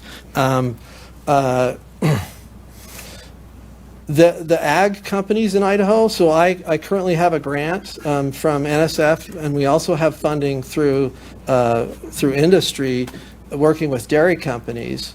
And you know that dairy is one of the biggest products that Idaho produces. So there's things that they do in their process where if they really understood what was in the raw stuff coming in, the milk coming in, if they can understand that, they can have bigger, higher yield, less waste, higher quality product at the end. And so measuring some of those protein components and things like that in the milk is expensive and slow, but you can do it fast with IR spectral measurements and hyperspectral measurements. You just have to turn that picture into a prediction of what those concentrations are, and we're working on that piece, and that's where you insert the AI into that. You take a picture using some spectral measurement, you turn that into, this is how much, beta lactoglobulin you have, this is how much lactose you have, and this is how many fats there are. And then they go, okay, so I just need to adjust, that by adding something to it. Follow up? May just comment on that. I know that in agricultural, we talked about self-driving trucks. Tractors were there 10 years ago, but they don't have to worry about traffic usually. But Yeah. but that's already there. Agriculture is big time into AI. So Yeah, represent. and the self-driving tractors are more accurate, right? So this is going to drive that adoption of self-driving cars too, because eventually they'll be better than humans. They don't lose attention. They don't get bored. I can't tell you how many times I'm driving up the connector or off the connector at the end of the day, and somebody's rear-ended somebody in really slow traffic, but it causes a traffic jam because they have to stop and get out. They lost attention. Self-driving cars won't do that. You'll probably get rid of that kind of accident. Yeah. Representative Jordan. Thank you, Mr. Chairman. I guess along those same lines, do you have any thoughts or ideas on where state government could use AI for efficiencies, or where we should be looking at? Dr. Anderson. That is a good question. I would like to sit down and talk with you about all the things that state government does, and then I would have, I think, some insights that I could tell you that would be more informed. I would think like looking at, so you gather a lot of data about employment data and things like that in the Department of Labor. I would think there's a lot of ways that you could use AI to make predictions about, depending on what you know about individuals and things like that, about who is likely to be successful in a particular career and who is likely not to be, and like what kind of training do they need, what makes somebody successful at this versus this, and what kind of background do they have, and can I give more people that background if it's a really good job? So there's stuff like that that you could do. Yeah. A question for you, Dr. Anderson. One of the things that the state is that we try to be very, very careful about is discrimination. We want to make sure we're fair. Absolutely. Everybody gets the fair chance. So, and that was one of your slides. You talked about fairness and non-discrimination. How do you do that if it continues to learn? So, if I'm one of the users and it says, "Oh, I only want people with the left hand, blue eyes, and black hair," Yeah. it's going to continue to learn. So, how do you stop that and make sure that we're not discrimination again in anything? It certainly learns, like if society is producing data that is based on societal prejudices, like there's ingrained prejudices, so certain types of people are the only type of people that get a certain type of job or whatever, right? And you start training it on that data without taking that into account, it's going to reinforce that. Or for example, if, so in loan, where you're, what's it called when you, it's validation? No, it's not validation, but when somebody's saying you can have this loan or you can't have it, so making that decision. You might have historical data that you train an automated loan validator on, right? But the problem is historically, people that don't make a lot of money, they usually get really bad terms on a loan, right? Their interest rates are higher and so on. And then they're more likely to fail anyways. So you're just kind of reinforcing that when you train on that kind of data and making it more and harder for people that have a lower socioeconomic status to get loans. And then because they can't get loans or they can't get them on favorable terms, they don't live in as good a house and they don't move up. It's much harder for them to move up. So you have to look at your training set and really be careful. And that's why that's in there, because people know about that. And I can give you other examples, like with facial recognition. Years ago, facial recognition was a lot better for white people. And it wasn't just because most of the training data was white people. It was also because the cameras were manufactured and designed looking at white people. Like, it was only white people involved in the manufacture and the testing of those cameras, and so they hadn't tuned them for darker skin tones. And so you had to go all the way back to the cameras and make the light reception and stuff better for darker skin tones. And then you had to collect data across an equal distribution of the population, and then you get better face recognition. And you might think, well, that's not a big deal because face recognition, I mean, so what if it doesn't recognize me? I can tell you who I am. But in fact, that leads to all kinds of harms, like getting into places and being validated. Like when I try to get into my computer, it slows me down if it's not recognizing my face. And there's all kinds of little harms that come out of that make it more difficult for people that aren't being recognized by facial recognition. In everything they do in society. So, yeah, but you have to worry about that in your data set. So you have to specifically think about your data set that you've got, think through whether or not there's pre-ingrained biases that you'd like to avoid, or if there's biases, like too many of this type of thing and not enough of the other just because of the way you gathered the data, and try to even that out. So continually, you'd have to continually come back and check that. It's a validate continual it. process. That's why I say most companies, they're not there yet because they don't have a data governance board that looks at that kind of stuff. Like, you Right. got to have somebody that's thinking about those issues and applying principles and rules to the company where people follow them and they're validated. Okay. Thank you. All right. Any other questions? Thank you so much. Wish we had another hour to go with you. Hey, That's great. So I had other slides with, like, this is how it works. I can give you kind of lower level, but not too low of a level view, so you understand some of the issues better. Or if you want to talk about this more, I'm more than happy to do that. You can contact me and we can set up a meeting for a group of you or one of you or whoever wants to do it. Great. Thank you. Yeah. Appreciate that. All right. Next up, Director Alberto Gonzalez. He is our CIO, Idaho Office of Information Technology Services. He's leading ITS since Governor Brad Little's appointment in October 2022.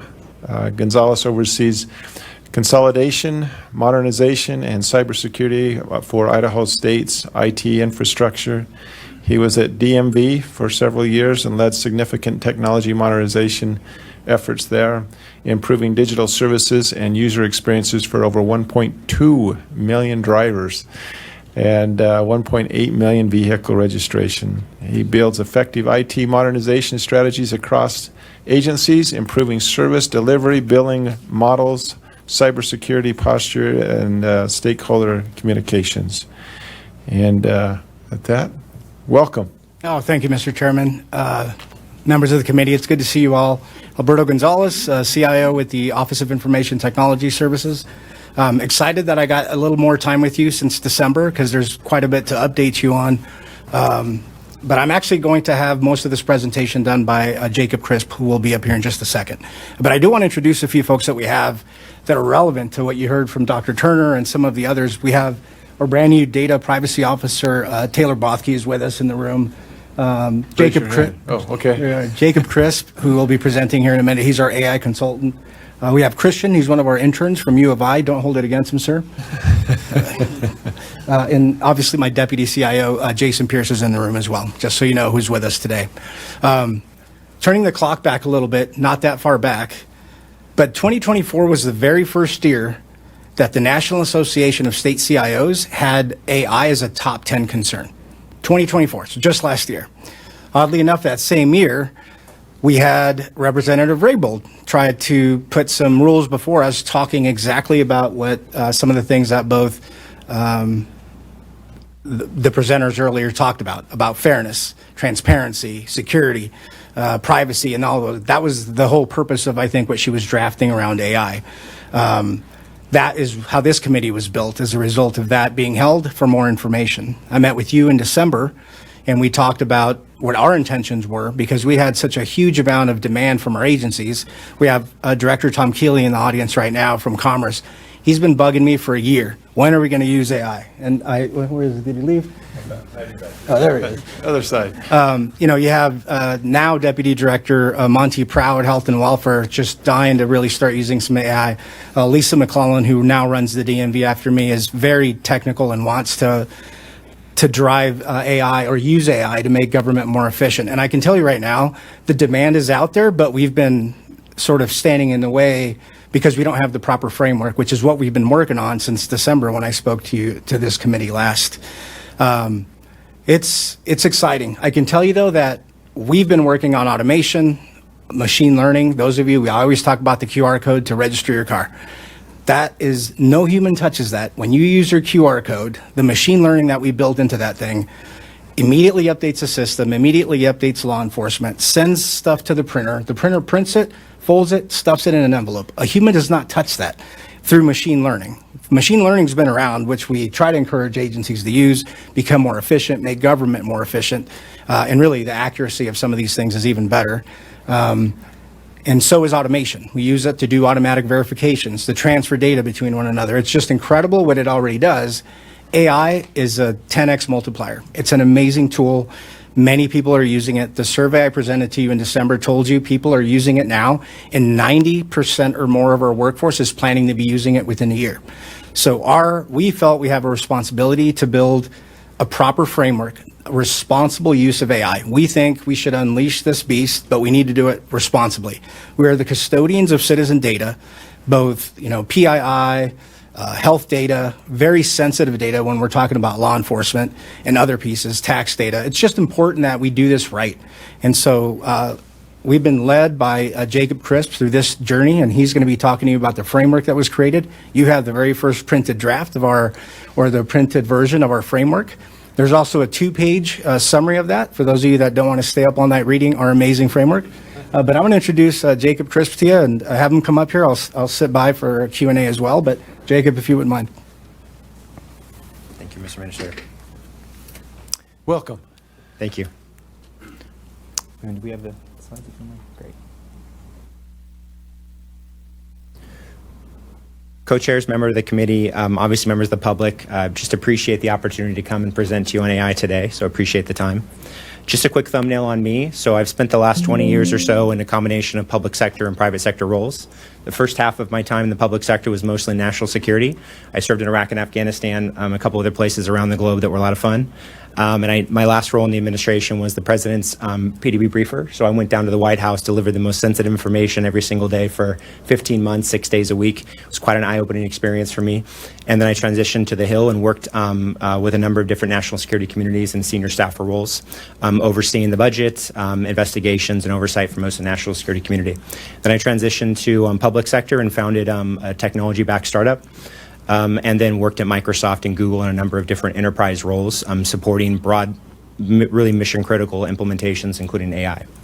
So hopefully I can act as a resource today for all of you, and then get into the discussion a little bit with what ITS has been doing, being led by the administrator, and rolling out a new framework to promote responsible AI use in the state government. But before we dig into that, I want to zoom out a little bit and probably reinforce a few themes that you've already heard today. So next slide. So from a big picture perspective, the investment in AI in the last couple of years has just absolutely skyrocketed. So if I can draw your attention to that middle visual, if you just look at the 2025 forecasts alone between the big four, you're looking at hundreds of billions of dollars in just 1 year alone devoted towards AI infrastructure, related AI systems and capabilities. And to put that in perspective, I did a little bit of research before I came up here, and it's getting very close to the GDP of a mid-sized country like a Finland. I mean, that's the kind of investments that we're talking about just in AI infrastructure alone. And then, of course, you pair that with individual deals that have been announced by the administration, the Stargate effort, which is listed here, a $500 billion investment across the globe. And then, of course, there's just general R&D spending, which is just really spiked up in the last couple of years as well. Next slide. So with that huge investment comes massive expectations, both not just in the private sector, but the public sector, and how to ramp up AI adoption. So on the left side, you can see that most of AI adoption sort of plateaued in the last 4 or 5 years. really around the 50 to 55% range. Most organizations felt like they didn't have the expertise, they didn't really have the right investments or personnel, and so it kind of plateaued. But the last couple of years, it's really spiked, and it's now up to almost an 80% AI adoption rate, which means if you look to the right, a couple of facts there, hundreds of millions of companies around the world are now using AI in a very short amount of time. Typically with technical integration, and long-term migration projects, digital transformation projects, there's 5 years, 10 years devoted towards building the structure around some of these deployments. This has all happened in the last couple of years, so it's a lot for organizations to take on in a short amount of time. Next slide. So that obviously has widespread implications, lots of which have been discussed already today. I just want to highlight a couple. And usually it always the conversation drags to the negative concerns, the challenges, but I want to direct you to the left to begin with.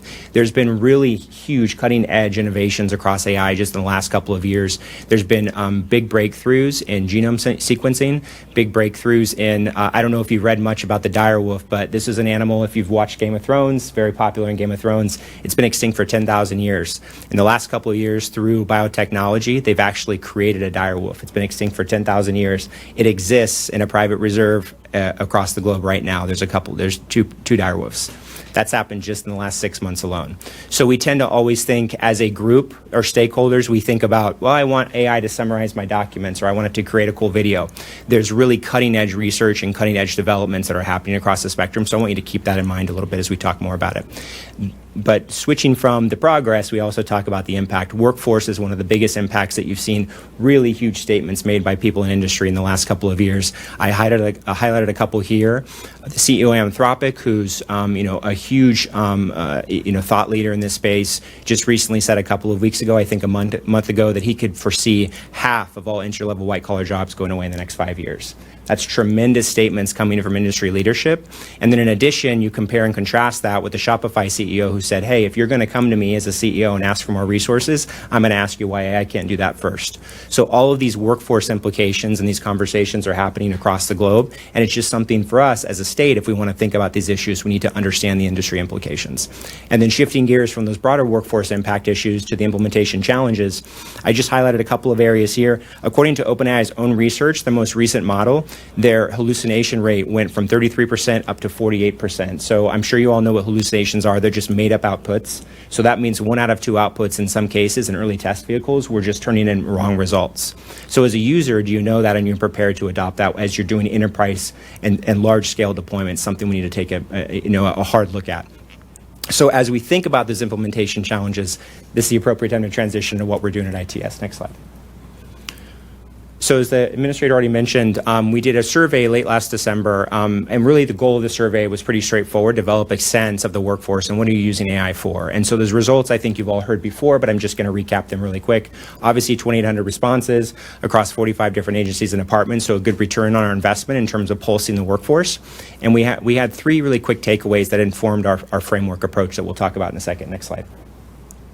So the first was, as I mentioned, that productivity bucket that most people think of, but there's a keen interest in using AI to do basic productivity enhancement and tools. So whether it's content creation, process automation, there's a lot of focus on that. And there was a very good, clear, feedback loop from the workforce that was something that they thought that AI could help them with. Next slide. With the opportunities or the use cases came also concerns. No surprise that data privacy and ethical risks were actually top of the line from the workforce. And as I get into the next slide, we'll talk about how those concerns funnel into the specific support that they were asking of ITS. When asked, how can we better support you as the technology comes online, a lot of it was correlated directly to those concerns. We'd like some guidance on technical training. We'd like some guidance on the ethical framework and guidelines. We'd like some feedback on how to do this appropriately. And so all of those things we took into consideration, and that's when we internalized all of it and started to prepare a framework, and that's what I'll talk about now. Next slide. So a couple of months ago, we sat down, brought all this information together, and we've developed a comprehensive AI governance framework, which we've now shared with all of you. So you have the entire 85-page booklet in front of you, in which we do have a 2-pager, as the administrator mentioned. You have to get through all of that. But ultimately, it addresses all of those key concerns that we're seeing, not just from the broader trends, but specifically from that survey. And it's a robust, rolled-out framework that's executable and operational today. And so we're going to talk through each of the kind of high-level sections of that, and then I'll leave some time for questions if you have any. Next slide.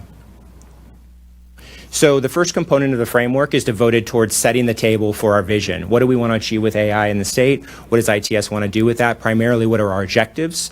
Clearly we want to improve citizen experiences and services, but also it's also driving operational excellence. We want to do more with less. And that's our guiding principle here. We also want to build trust and accountability in the technology. I mentioned that hallucination rate. We need to build trust as this technology is rolled out, or we'll lose the citizens if they don't have faith in it, right? We also I'm glad to hear the Boise State, my Boise State partner talk about it earlier, but we have a very deep discussion about the principles behind our framework. We want to take a human-centered approach. We don't want to turn this loose and have no human design element, not have humans be able to step in and take some of the systems offline if they need to. We want to be fair in the rollouts. We have tests and we have a very extensive discussion about how we enhance fairness and accessibility. We also want to be transparent about when AI is being used. Do we label things? Is that a prerequisite when we roll this out with the workforce? Questions that we have answered in there, and ultimately we'd like to have a further discussion with you all as you have feedback. And then more importantly, obviously a huge part of implementation and rollout is security and privacy by design. We don't want to think about this as we get to the end of a deployment or into the monitoring phase. We want to start from the very design phase to start to build in security safeguards, building privacy safeguards. Obviously, I had a lot of talks with Taylor about that, but we'll continue to reinforce that principle as we move forward. And then lastly, we don't want to create a separate framework that's a standalone framework. We want to integrate it with everything that ITS is doing, so it's connected directly to the IT modernization initiative. It's connected directly to the strategic plan. In fact, everything in there is dialed in directly to the information security policy manual and guidance that you've probably seen before. Everything is integrated together so it makes sense and it doesn't create something new that we have to deal with as an organization. Next slide. The second key component is really the bread and butter of the overall framework, and it's it establishes governance and oversight with some new bodies, again under existing authorities, nothing net new here, but we simply give different responsibilities to different organizations to actually implement a follow-through operational directive to have control over the technology as we roll it out and make sure we're reviewing it based upon a risk-tiered model that we've developed. The risk model itself is very simple. If there's a low-risk scenario with AI, we want to innovate. We want to get it out in the hands of customers and users. We want to make sure we don't stand in the way, no bureaucracy. And that typically low risk is public data, right? If we have public data that's available, that's low risk, we want to get it out there quickly to the citizens. We don't want to hold it up with unnecessary oversight. Conversely, if we have a high risk scenario where we're dealing with whether or not you can get public benefits, very serious decisions for life and limb for people, we want to have a much broader governance standard on that. We want to be rigorous. We want to look at it to make sure that we're not doing things that citizens are uncomfortable with, and that we have a very strong look at it if we roll out a very high-risk system. Similarly, we're taking that governance strategy and rolling it out for the entire AI system lifecycle. That just means when we bring in a new solution, when we vet it, when we roll it out, all of this is built into that cycle. The existing cycle is nothing new, so that we build in this risk model so it makes sense and it's seamless for whether it's an employee who's trying to roll out a new solution, or it's a customer, or it's a citizen who wants to look at things. Next slide. The third key area is, we've already kind of talked about it, but responsible implementation. So we've already talked to you about where we're headed with the vision. We've talked to you about how we're going to manage the risk. Now we talked about the very specific implementation details on how we're going to integrate privacy by design, how we're going to integrate security and ethics, how we have an extensive discussion about each of these areas, how we use existing cybersecurity best practices, for example, existing federal and state standards, how we roll them into something unique to AI. Again, don't recreate or reinvent the wheel, but also at the same time, take new AI-specific innovations and make sure we're addressing them. So all of those are addressed throughout the entire document. Next slide. So as we move from implementation to, okay, what does this look like for the next couple of years? So over the next 3 years, we have very specific phases on how we're going to roll this out. Each phase has deliverables and specific strategies and how we're going to crawl, walk, and run as we do this. So as you can imagine, the foundational phase is establishing the governance responsibilities. It's also trying to get the workforce trained up, and I'll talk about that in a second. And then we start to implement pilots at a much deeper level with close coordination with the agencies and departments. We implement some of those strategies and expand our maturity over time, and then ultimately optimize this over the next 2 to 3 years. And so we're continuing to learn, and every stakeholder that we engage with is learning from our mistakes, our failures, but also our successes. So we integrate that into the process. Everything that you see in the phased roadmap is supported by these 2 areas at the bottom: capability development. I know training is an issue that you all have discussed today. How are we getting the workforce up to speed on some of these technologies? If you look at the back of the Appendix B at that big document you have in front of you, we have a fully baked training plan. Again, it's mobile because everyone knows that in a month, right, we need a new skill set and new training, but ultimately it's a vision for what this could look like, and it's specific to certain roles that people had across government. That all supports that phased rollout, and then separately, we also want to measure success in a smart way. We can't roll out AI if we have no idea if it's working, right? So a very clear issue with productivity is how do you measure if I use 2 hours to make a document or 4 hours? How do you work with the workforce to come up with a standard way to do this? We've already been flirting with some of this stuff with KPIs with a Copilot rollout that we're doing now inside ITS. We're learning from that experience, but we want to make sure that this is demonstrable, measurable impact that we can share with you all, that we can share with the public to show where we're succeeding, where we're failing, and how we can get better. Next slide. So the last part of the framework is really the opportunities moving forward. So, none of this is going to be a net new, but it's ultimately is a reinforcement of the same principles we talked to before. This is a leadership opportunity for the state of Idaho, both an individual and a leadership level inside organizations, but ultimately for the state. So we talk about some of the opportunities there. We also talk about as we evolve and mature as a state, we need to make sure that we shift from just talking about this and having some design ideas to actually optimize it into discipline. So it's baked into our processes. It's baked into the things we do, whether it's procurement, everything else. So it becomes just garden variety matter. Of course, this is the way we operate. And then lastly, it's an opportunity to be humble. We're all learning together here. This is a new technology. We're going to make mistakes. And so all of us, including all the stakeholders we talked about, need to work together to make this happen. And I just included a quote here at the end about the leadership opportunity. No reason to stick there, but next slide. So again, just next step. So obviously we just finalized the framework that you have in front of you. So we're just socializing it, continuing to make sure that we have the right rollout strategy in place. We'll continue to deliver updates to this committee. If you ask us to, we're happy to do it.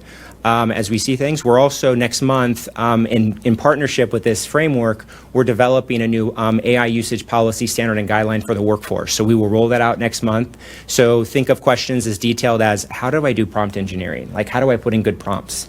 To how do I use the right data when I input it into a Gen AI system? What level of data can I use? What solutions are available to me? All of those things will be addressed in the policy standard and guideline, and we're happy to talk with you more about that as we roll this out, of course. And then we're continuing to partner with the agencies and departments on a case-by-case basis on new pilots. There's really interesting mission sets across the state of Idaho, whether it's transportation or health and welfare or many others. We think there's lots of great use cases, and so it's really just developing a very close relationship with all the organizations and figuring out what their top use cases are and helping support that effort. So with that, I think I'm turning it over for questions, and that's it. Do you want to? All right. Committee, any questions? Representative Redmond. I keep calling you Representative Jordan. Yeah, don't I? it's fine. I tried to talk fast, sorry. Thank you, Mr. Chairman. And thank you, Mr. Crisp. I guess a question for Mr. Crisp. Thank you very much for the presentation. Obviously, there's a lot here. If there's a PDF, maybe I can plug it into chat and give me the synopsis, right? Absolutely. Yeah. No, but thank you very much. Do you actually need to implement some of this? Do you need legislative approval, or is this something that you can do just using a tool, or what does that look like? Mr. Crisp. Sorry. Admin. You might be able to pop that one off. Sorry about that. Yeah, I guess we could turn those mics on too. Mr. Chairman, Representative Redmond, while we don't need legislative authority to do this, I think the intent, both with Raybold and this committee, is do you need to create legislation because there's dangers for this, or have we created a framework or policy that's handling it? You take, for instance, the work from home piece. You guys are going to write some legislation around that. But the Department of Human Resources created a policy that said, no, well, we can create a policy and not necessarily add more rules or more statutes or legislation. I think we've been very mindful about the intent of both Representative Raybold, this committee, much of what we've heard from lawmakers as well as stakeholders in the governor's office, which is really around data privacy and security and transparency and making sure there's no bias. That's the guiding principles for how this framework was created. But we are allowed to, we launch technology on a regular basis. We have AI in many places today, both in the controlled pilot that we're doing, as well as in the tools that we're getting around cyber defense, how networks are managed, how we're building code. So what used to take 8 months to code should take you weeks now. And I think a lot of our application development teams are leveraging things like GitHub, Copilot, et cetera, so tools that are really making us more efficient where it's safe. What we've been concerned about is once you start introducing it to the masses, we have to explain to them how not to use certain types of data. Right now, the general data, what we call level 1 data, we're perfectly comfortable with that. Not comfortable when it gets to the sensitive data, so we're having those conversations before we unleash those things.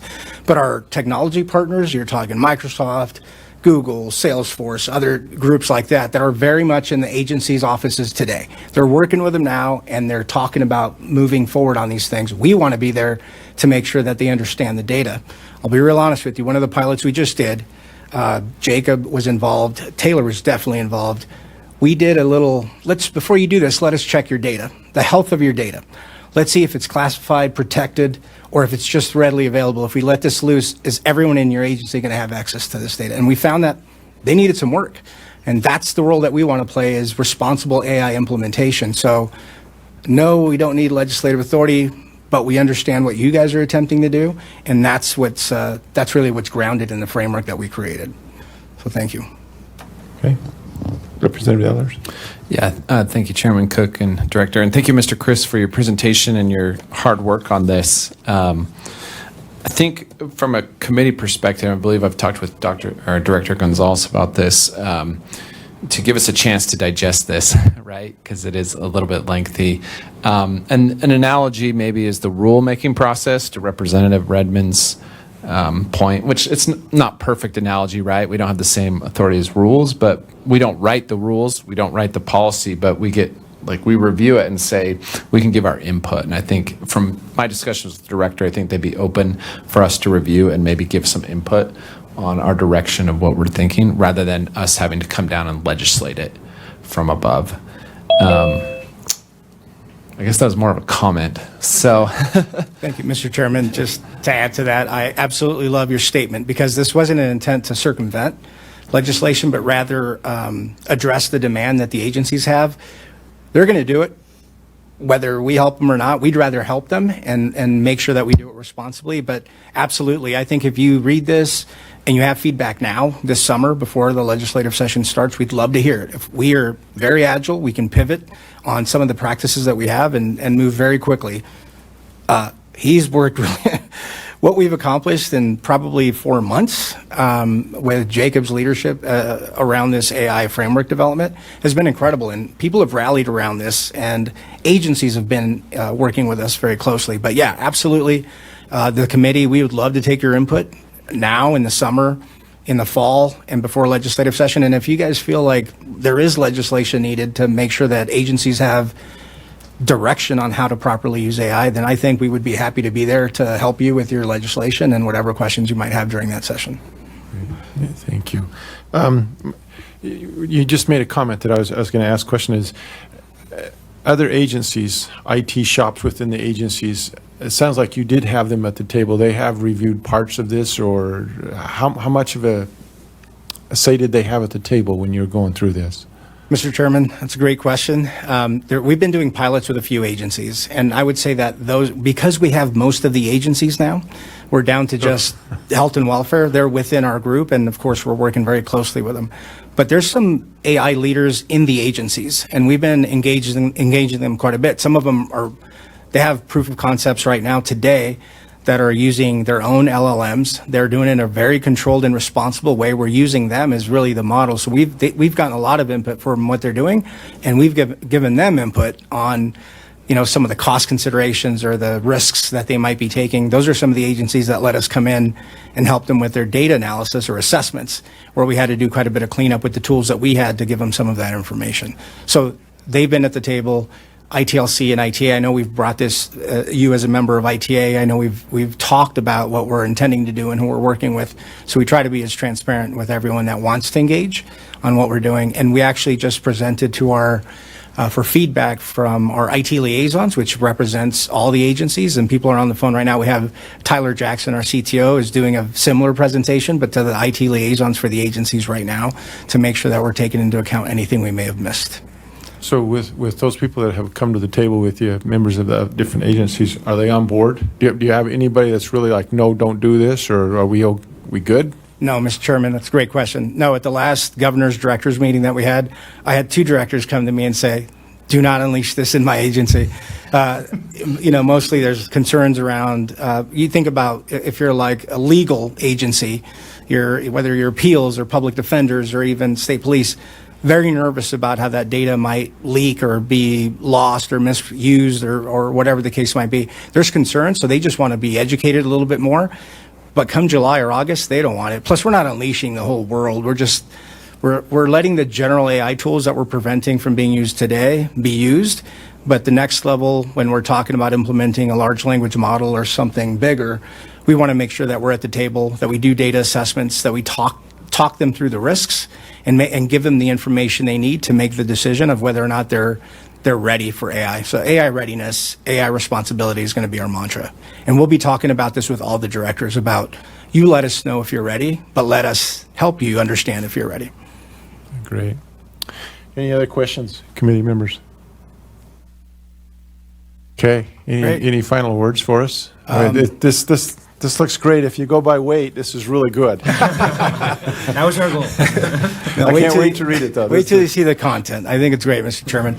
No, I honestly, my statement to you and really to a lot of our agencies, and it's that we're trying to be enablers of this technology. We don't want to get in the way. A lot of times you hear, whether it's their internal IT shops or ITS, they don't want us in the way of innovation. This is going to unleash a lot of innovation. We're just trying to make sure that we shepherd it, that we're responsible, but we don't want to get in the way. And I think they've been waiting now for 2 years, those that are ready. So we want to make sure that we work both with the agencies and their vendors of choice to make sure that we're doing this in partnership. And can't wait to hear feedback from you all on this committee and from the legislative body come next spring. Do you see in any way that this is throttling down the use of AI in the state? Mr. Chairman, I don't believe so, although I think once the first agency that let us do the data assessment was definitely like, oh crap, hold on. We probably should do some of the sanitation of the data before we do this, or isolate the data, classify the data, get your role-based controls in place so that not everybody has access to the data. A lot of people don't realize that they don't have those controls in place. I don't think it's throttling it. I think it's having them think one more time before they hit the go button. And I think that's our role. But no, I want Director Keeley to get going right now. And I know I have the DMV waiting to go. So but I know they're doing it responsibly too. So we're excited about that. Great. All right. Thank you. Appreciate your time. Thank you, Mr. Chairman, Co-Chairman. Appreciate the time, everybody. Thank you. Do we need a 5-minute break to stand up, or are we okay? We're good? Okay? We got one more. Got one more. All right. All right, this one is Senator Kirk Cullimore, Jr. He's the majority leader in the Utah Senate from District 19. He's a Republican serving since January 1, 2019. He's received his Juris Doctor from University of Oklahoma College of Law, worked in Oklahoma practicing federal Indian law, business transitions, gaming law, and administrative law. He's returned to Utah to join his father's law firm, focusing on property management, fair housing, collections, and real estate. He was elected state senator in 2018, sworn in January 1, 2019. Became a Senate Majority Leader on January 21, 2025.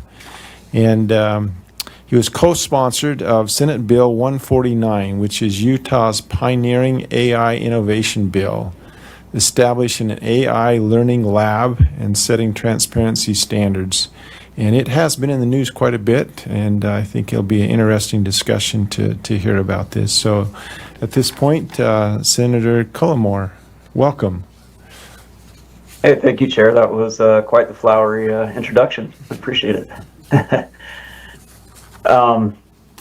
Yeah, happy to join you guys today and talk about some of the steps we've taken in Utah legislatively to address this AI stuff. And let me give you a little bit of background.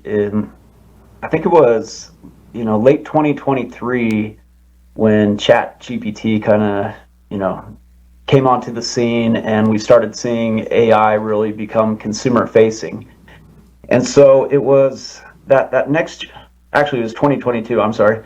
And so it's 2023, for the better part of that year, we kind of put together an informal working group discussing about AI. And it was me and a colleague in the Senate, a couple people from our House.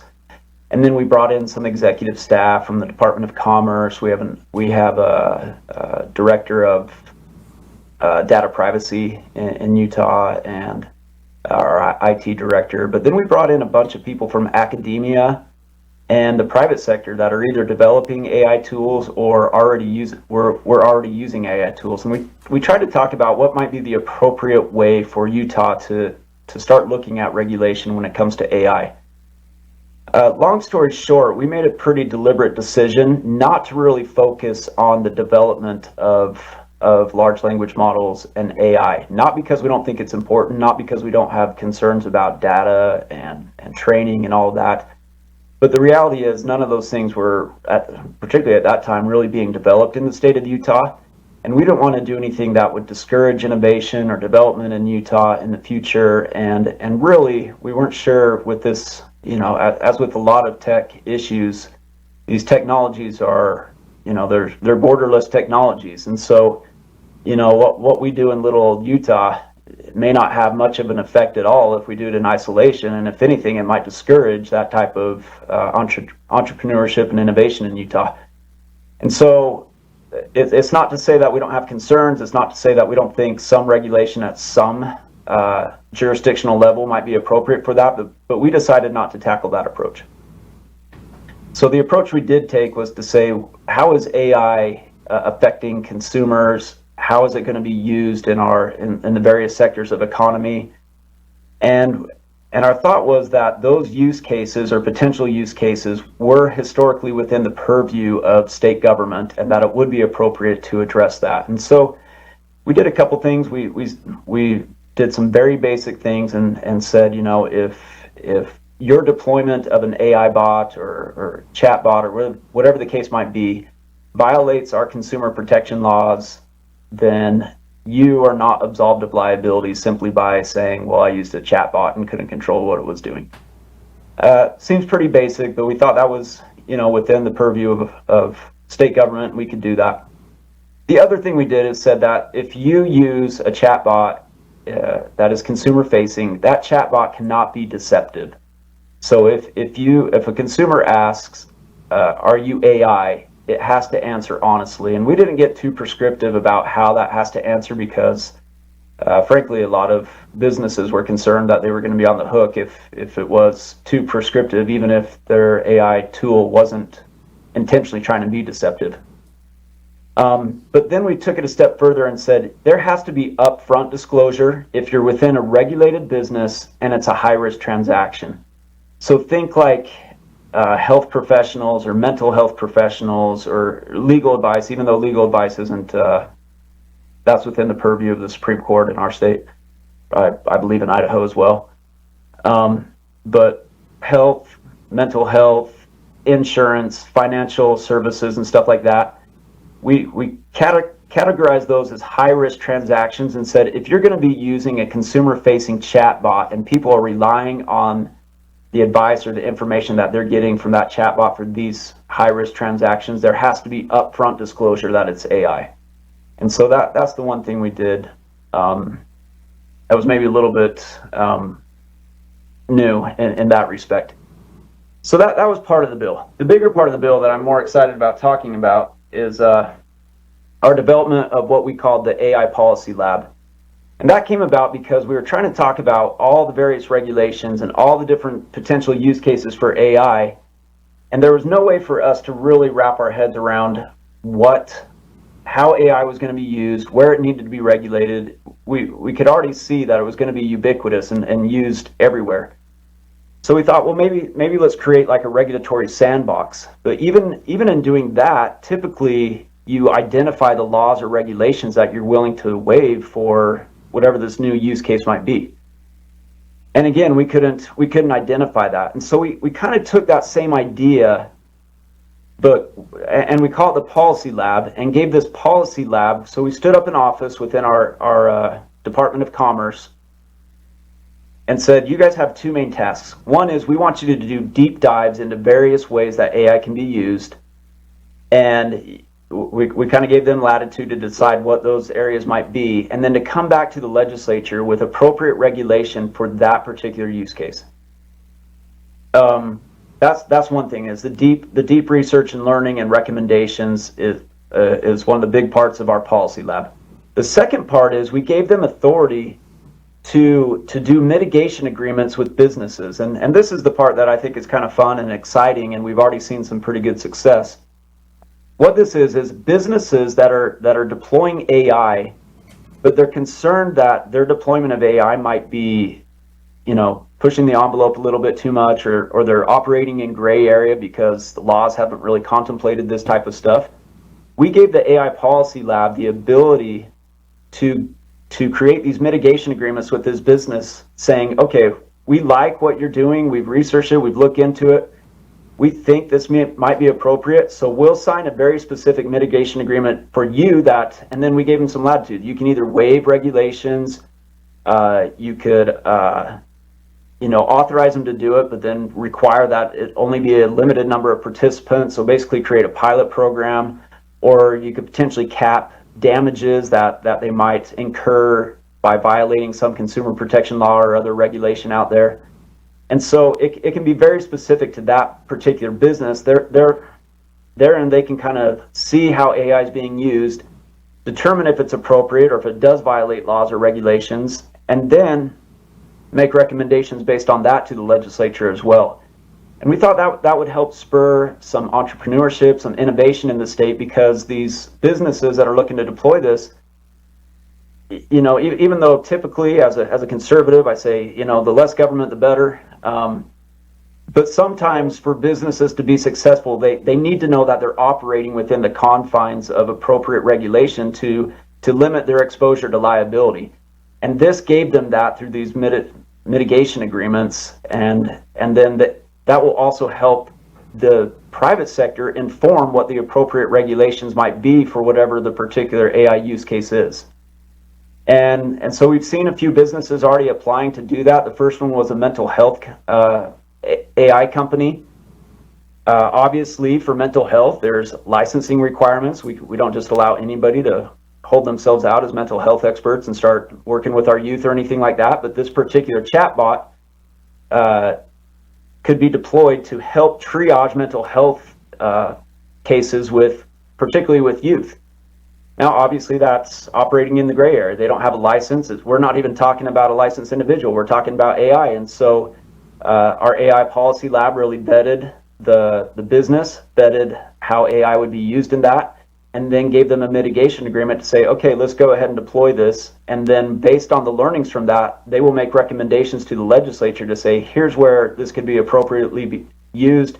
Here's where it needs to stop and where you actually do have to engage licensed individuals and stuff like that. And so that's just one example of how the Policy Lab was initially used, and we've got other companies coming in completely different sectors altogether. So I've been rambling on for quite a while. I'm happy to take any questions or hear from you guys as well. All right. Any questions? Representative Ellers. Yeah, Co-chair. thank you, Chairman Cook and Senator Colmore. Thank you for joining us today. Appreciate that. One of the questions I've had goes around what we've been reading about Utah in the news, positioning itself as a leader in AI. And we've heard from other presenters today about the energy usage, particularly these AI data centers. What's Utah's approach on that, and how are you handling that energy consumption if you want to encourage the use of AI in your state? Senator Colmore. Yeah, thank you, Chair, and thank you for the question. A lot of these use cases, again, the data and the computing is being done somewhere other than Utah, but we are also trying to encourage the development of AI and data centers here in Utah.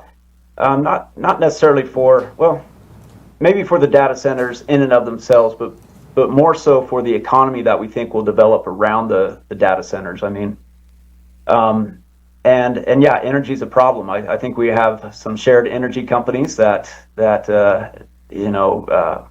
we appreciate them in that like Idaho, we have some of the lowest energy rates in the nation, and we didn't want to disrupt that.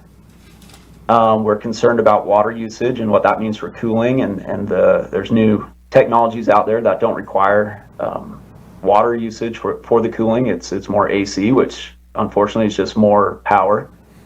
And so we had to find a path to create, to allow these data centers to come in and not disrupt the energy usage and the rates that we have here. Our regulated monopoly, Rocky Mountain, which is part of Pacific Corp, frankly, is not looking to invest significant amounts of money into their systems right now for new production.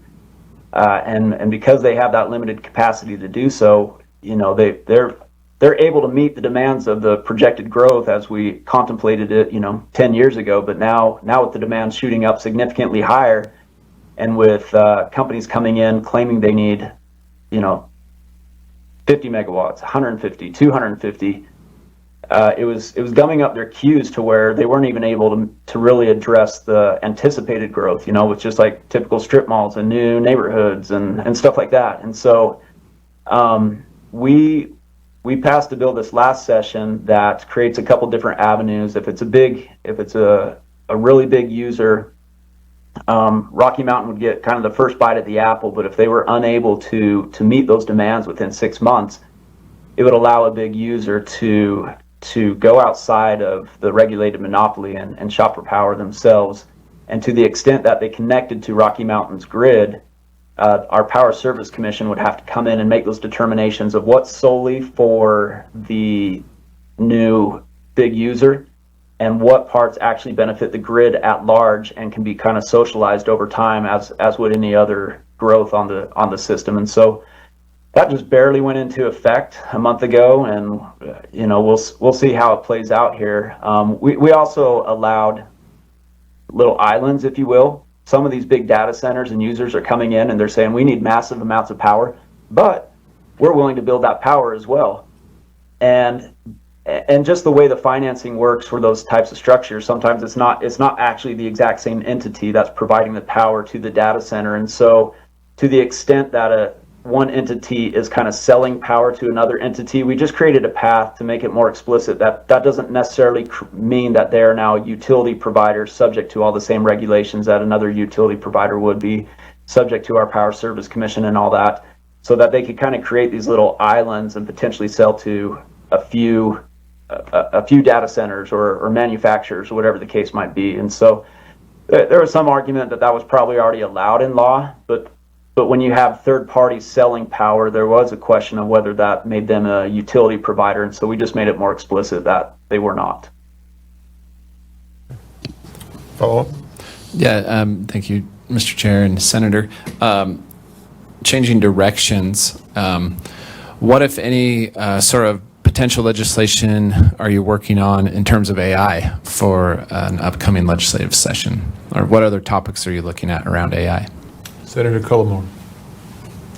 Yeah, thank you. So this is the beauty of the AI Policy Lab that we set up, is that they will actually make recommendations on what the next laws that we might contemplate are.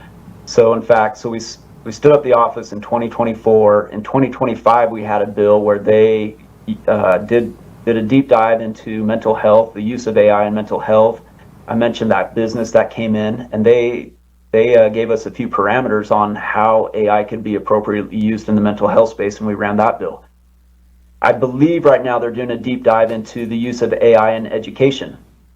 And so we're hoping sometime in the next few months that they'll make some recommendations on, you know, the appropriate use of AI in education. And I assume that's K through 12 right now, but I'm not 100% sure. But really we're looking to them now to say, okay, what's the next steps, and they're charged with making these policy recommendations in a way that encourages business to use AI responsibly, encourages innovation and all of that. And so, you know, obviously we don't have to adopt their recommendations verbatim, but thus far they've proved to be a very valuable tool, and we'll continue to look to them for their recommendations. I'm curious, you've only been at this for a year, so 5 years from now, how would you judge success? So 5 years from now, you say this was a huge success, or no, it wasn't. How do you judge that? Yeah, it's a good question, and because we had a similar question, so consequently, we actually only funded this office for 3 years so that we could kind of gauge whether we keep doing this or whether it served its purpose and the time has run out. And so I think how we'll gauge that is if there's a significant interest from the private sector, and we're continuing to get more and more applications for these mitigation agreements, and we're noticing that it is a boon to our economy and that it is a value add to our tech sector.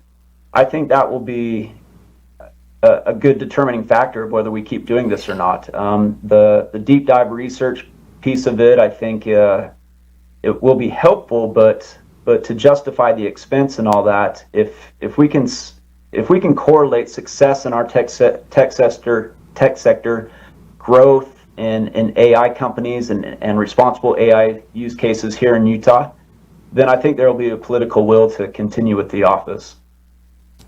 Right, and these are commercial businesses that are coming to the lab, or is the lab going to them? Both. We actually have, so the policy lab is pretty small. I think it's only 5 people right now, but we have a director who we stole from BYU. He took a sabbatical. He used to teach applied and computational mathematics and knows this stuff inside and out. So he's the director right now. We've got a researcher. We've got a lead AI legal and policy analyst that used to work in DC and drafting tech bills for the U.S. House. And then we have stakeholder outreach. And so her job is, as is the entire office, we invite businesses certainly to come into Utah and explore options that they may have through the AI Policy Lab. But the Policy Lab also is tasked with going out and finding businesses and saying, hey, Utah might be a good place for you to test out your AI business because we can help give you assurances and comfort through these mitigation agreements before you actually deploy it at large. And so it goes both ways. We're hoping this attracts businesses, but we're also outreaching as well. Okay. Any other questions, committee? All right, not seeing any. Thank you so much, Senator. We appreciate you taking the time to talk with us today. Hey, thanks for having me. I appreciate it. All right. Have a good afternoon. Too. All right, committee. Any discussion on the matter? Where do we want to go from here? What's next? Any thoughts? Co-Chair Ellers? Yeah. Thank you. Just some thoughts. I think you and I have discussed this, but also for the committee, we've had some really good presentations, some really interesting ideas, all sorts of viewpoints, and a lot of directions we could go.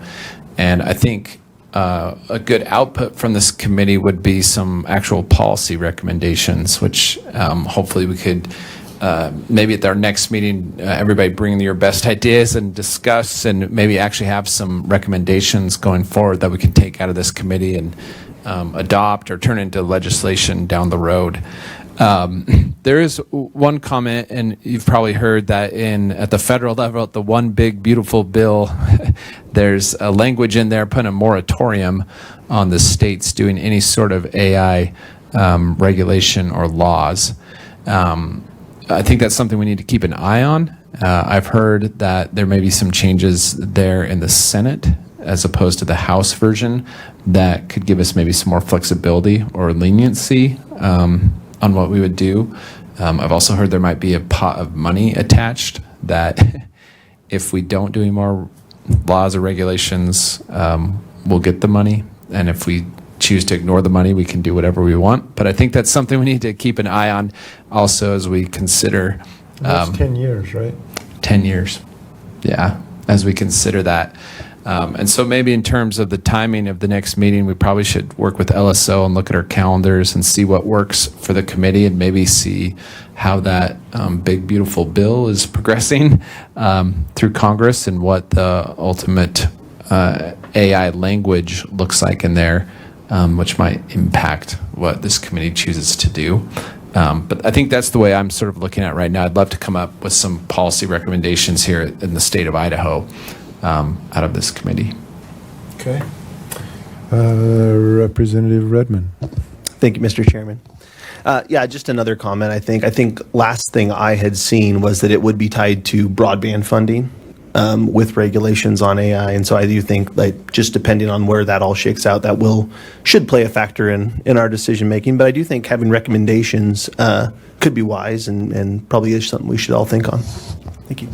Thank you. All right. I'd also think we need to do our due diligence and read through this because this affects our state agencies. Make sure we're okay with that, or if we need to make some suggestions. I think it would be wise for us to come back with some thoughts on regulation, what we want to do as a state as well. I, for one, am a believer in AI and would hate to see us throttle that back at any point, but the same hand, we need to make sure we're being safe, ethical, along those lines. So, all right.